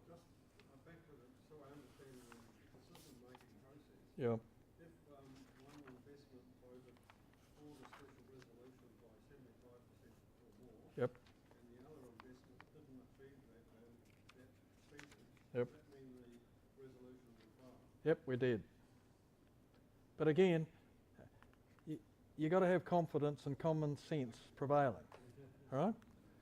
And if it doesn't, I believe it's a failure of us in management in terms of communication. Question at the back. Is there any possibility with the joint venture, Yeah. the second rotation being totally joined again, being re-amalgamated into, just say, one forest as opposed to two investments? The second rotation investment is the one forest, and that is what survives harvest. The two existing investments conclude as harvest concludes. But I'm saying Hokoroa North and Yep. Hokoroa Yep. becoming one forest. Correct. with the second rotation. That's what's proposed. So I think we'll just call it Hokoroa and hope we don't offend Hokoroa North. I don't know, or Hokoroa too, but it's a devil of a problem, this naming. So there's a bit more to cover, and I'm conscious of time. So just changing tact a little bit, harvest reporting and distributions. Few important things there. During harvest and Ormond, this is Ormond's report. You'll have a copy of this as an example in your kit tomorrow. Hokoroa North due for its first reporting. So every month currently Bert writes a letter. There's the financials, there's a map of where everything's happening, and there's a log market analysis in terms of how things are going and what we expect the future to hold, and so on. Currently this is monthly reporting. Some investors say we don't want it monthly, we want it quarterly. We're saying, well, there's actually no cost in giving it to you monthly. We have to know all of this anyway, and we email it. If you want to press delete, you press delete. But we have to do the work.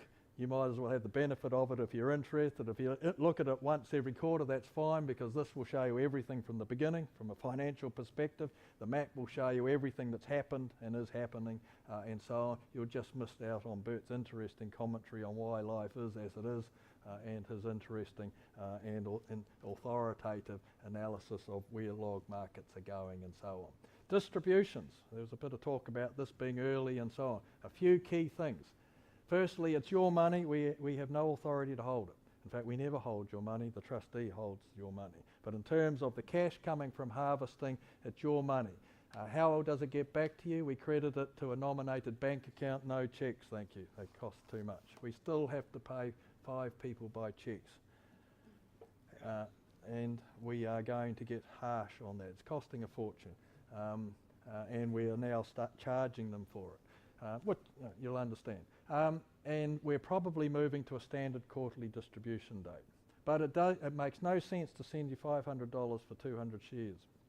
Right? Typically we would want to be distributing about 2,500 plus a time on the basis of the financial profile of these investments, 8 years in the market.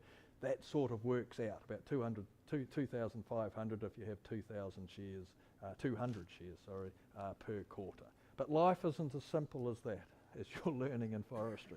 At the beginning of harvest there will be limited surpluses, because what are we doing? We're having to build roads and we're having to do all sorts of interesting things with your money.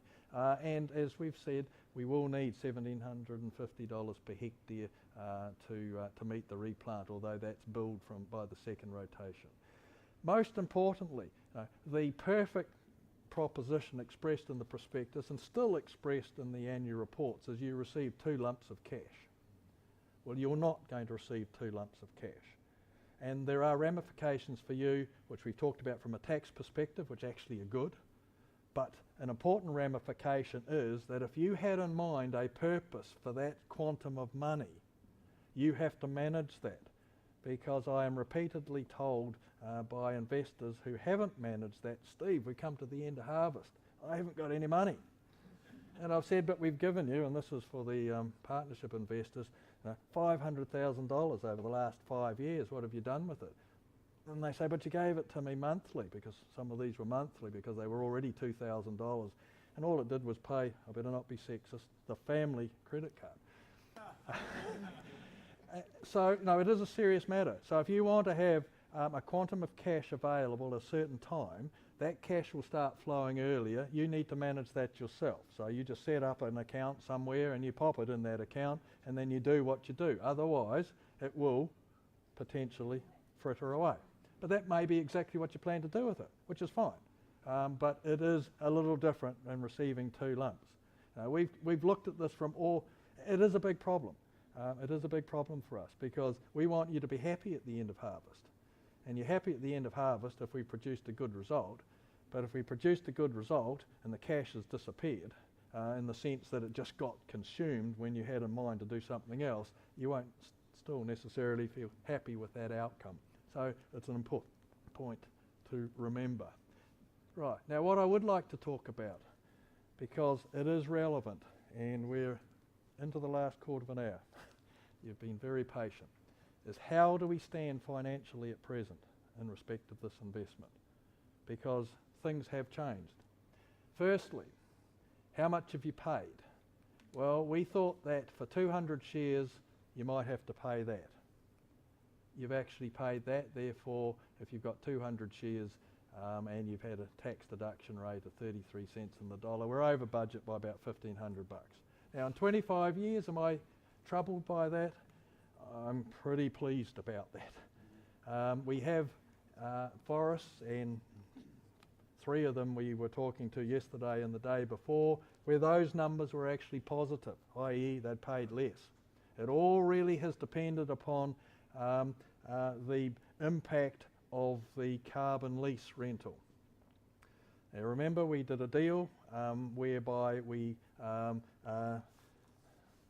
leased the carbon in your forest, which was an asset we never expected to have to create value out of, to a lease company who took the risk, and we said, you play the game, do whatever you like, if you can make money, fantastic, but all we want is a rental and no risk. And the deal we did was collectively $2.5 million a year of rental comes in, and you have been receiving your respective share. And that has essentially stopped the bills for the last 3 years from memory in respect of your fantastic outcome. And clearly that's helped achieve that. We've got to take a few wins along the way because life has changed over that period of time. Thinking forwards, and again not wishing to overcook the second rotation investment because we're still getting through the first rotation, our proposal is to put in place another carbon lease for the whole of the second rotation. Now our current expectation is that quite likely the rental will meet the costs in total from about, from everything other than the replant, or damn near everything other than the replant. Now we haven't inked the deal yet, but when you think about it, if we're currently getting $50,000 or $60,000 rental per forest, which is up to $80,000, depending upon the size of the forest, which is meeting all the last 5 years' costs. The rental, if we can start at the beginning, if nothing else has changed even, it's got to be higher because they've got more time to play with the carbon and make more money and so on. So if you overlay that into everything else I've told you about the second rotation, what you will be selling if you're looking to sell in 7 years' time, if we add that overlay into the second rotation investment, which clearly we will, and have available by year 7 when you're looking to sell out, will either be the opportunity to stay in with no further costs because you paid for the replant or cash flowed the replant, or the opportunity to sell that opportunity to somebody else, which clearly will add significant value to the investment at that point in time. So I don't want to overcook that, but that is where it's going, and it's frankly very, very exciting. Now clearly all of that is going to translate into land value for farmland going into forestry, which will start defeating the 1 billion trees program and so on, because what will happen is land value will go up even more. You own the land. Therefore you capture that value in the second rotation if there's some more value to be had. And we're really excited about that. But now let's look at the other side, because that's the money in. In terms of the prospectus, we had an ambition to get you that amount of money. Our current ambition is less. Why? Is that acceptable? Were we optimistic in 1993? I don't believe so. We were dealing with what we knew then and what the outlook was then. But essentially, we need to go back to this. Sorry, it's a little bit confusing. But we in terms of what we thought, this is for Hokoroa, 147,552 for Hokoroa, including the land, right?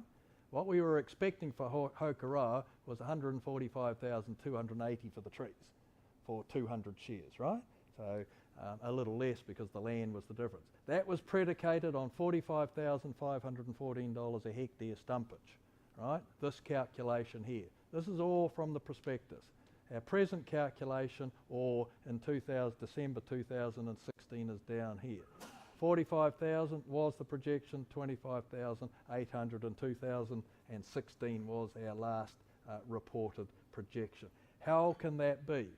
Undeniably, the way it is that prices have basically maintained similar value to what we were expecting there. Costs have exploded. Should we have known about this? I don't believe so. If you look at the PPI, the Producer Price Index at present, and compare it with the CPI, the PPI is hugely ahead. Therefore, what's happening with forestry costs, which make up a component of that, has been for the last 10 years greatly ahead of the rate of inflation. Did we have a degree of optimism? Clearly we did at that time. But that is the answer. Interestingly, the report that Hokoroa North is going to get next week will show a figure in terms of the gross stumpage of a figure not dissimilar to what produced that. So right at the minute, harvesting the young trees with a tailwind with prices, and we don't know where that's going to go, we are actually closer to this than we are to that. Now, in 8 years, are we going to be back up to here and that? I don't know. But interestingly, right at the moment, that is where we are at. But the question for you is whether, if nothing else changed, having put 13,417 in, is getting 91,000 out an acceptable investment return. Undeniably, it's not the gangbuster return you may have been expecting, and we were expecting, and might still be the case, because everything we're doing is positioning your investments to be able to produce the maximum amount of return. If you had to put your $13,000 into a finance company, if you had to put your $13,000 or $14,000 into blue chip, what would you have had? You have put this money into a forestry investment, which at the moment looks like returning you 7 to 8% compounded for 30 years when we get to the end of harvest. What other investment has bettered that? Well, if you're from Auckland, you can skite about the value of your houses and so on. However, although it isn't the gangbuster investment, it's still a pretty solid investment return, and we don't know it may be better than that. The 13 includes purchase of the land, doesn't it? Correct. Yeah. Yes. So does the 91 include a Yep, does. Yeah, the land is about $2,000 of that. See, the land, in terms of the total proposition, isn't a big deal. So the land going up or down isn't such a big deal. Yep. You said that the returns on the logs that you harvested at Hokoroa North have been way better than what you had anticipated a year ago. Yep. Is 91,000 what you've just achieved in the last few weeks, or is it what was the 19? Oh, no. This is what we last reported, December 2016. All I was saying was it is a dynamic area. Now, that calculation there was based upon the 36-month average price as at, it would have been September 2016. All right? Now, we simply overlay the current prices, and those figures will be already higher, and that is evidenced by what we're experiencing at present. However, we're at the beginning of an 8-year program, and that will do this. But right at the moment, quite surprisingly, but interestingly, the younger trees, which people have been concerned about us harvesting, if nothing else was driving this, we ought to be harvesting the whole damn lot at age 25. Capture the market boom. But as I hope you appreciate now, we just cannot do that sort of thing logistically. And so on. But we're certainly not compromising the value of your forest at the moment by harvesting early. And anyway, the program, if you agree to the joint venture, is still to average 27.5 years for the crop when we're selling it. Any other questions around that? Yeah. Can you just clarify, you seem to have a net of tax actual investment Yep. next to A gross. Yep. I was just about to comment on that. We believe that most of you would have maximised the tax deduction at 33 cents in the dollar.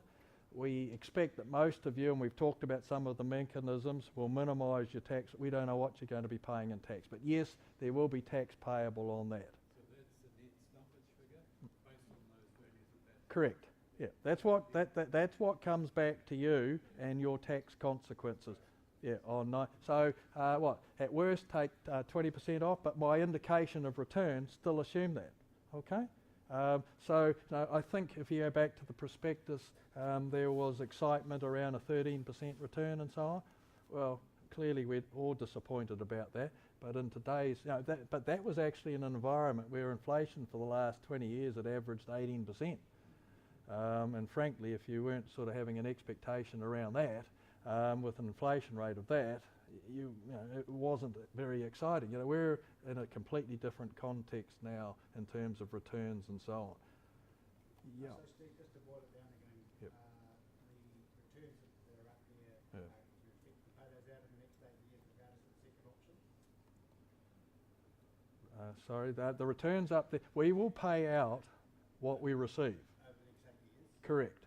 Now, if we were to receive the same log prices and experience the same costs as existed for the 36 months up to December 2016, that would be the number. The figure today, irrespective, just because of log price changes and the average over the last 3 years having increased quite significantly, would be much greater than that. Sorry, that wasn't the Oh, question. sorry. So the second planting option Right. doesn't impact the payout of the return? Oh, the second planting option doesn't impact the payout of the return. Yes, it does.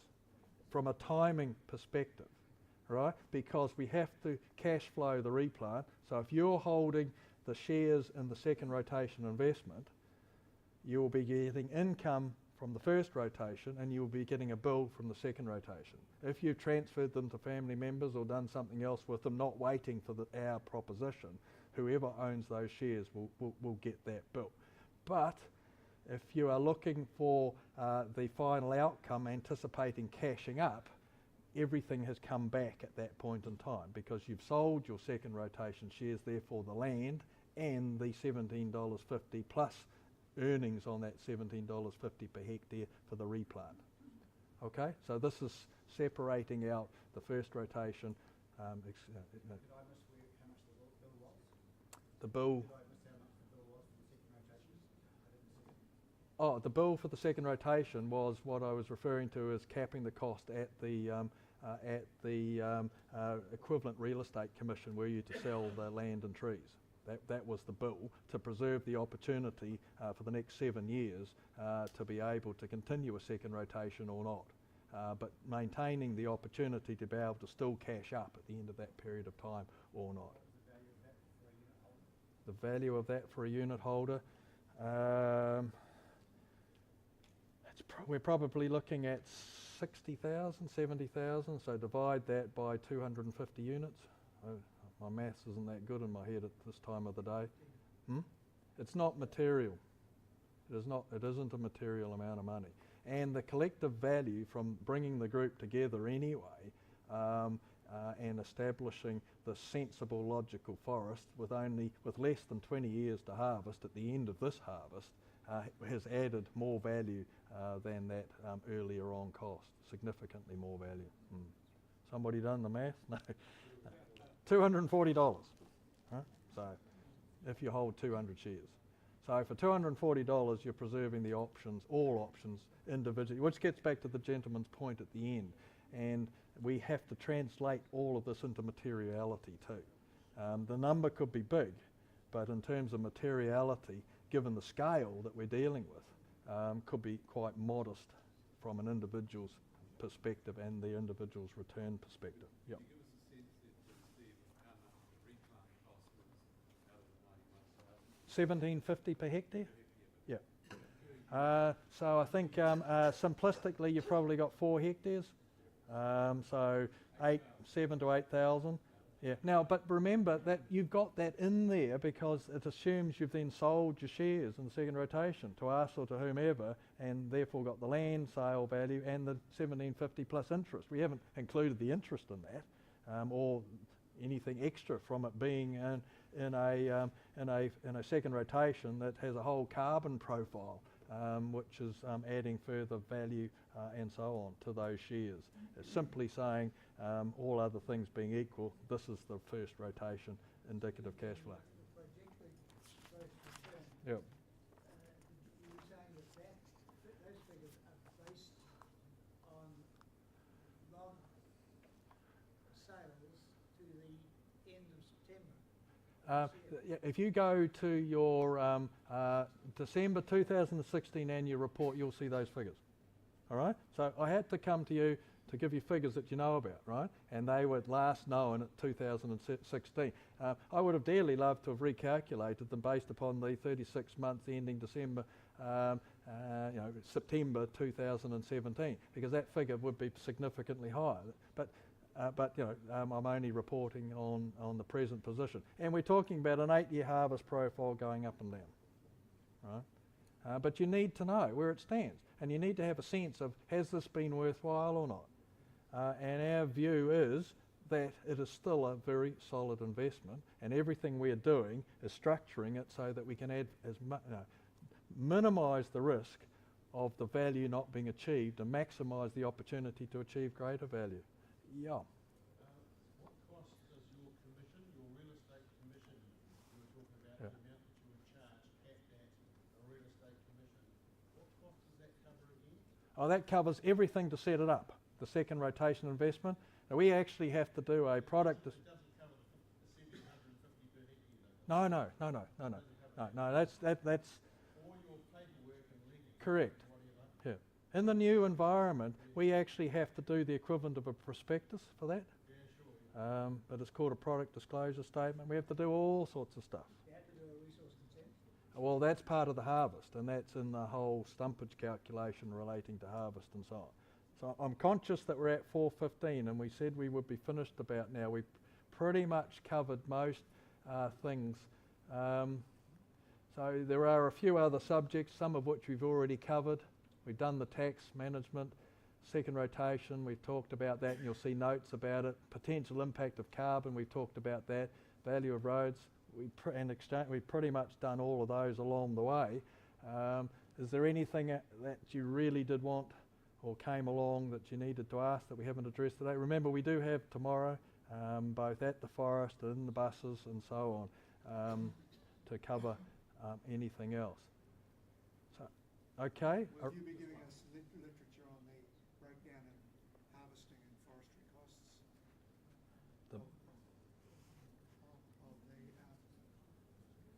Will we be giving you a breakdown of harvesting and forestry cost? Every year we give that to you in terms of that stumpage calculation. All right. Now that is part of what we're working on for the forest crop value, to make sure that, relatively speaking, the calculations are all being done the same for the purposes of these allocation measures and so on. Quick question at the back. Right. Okay. And you come here tomorrow, and you must please come in and register again. As you can see, there's quite a number, and I believe there could be some more coming tomorrow. I just forget the logistics. We are going by bus.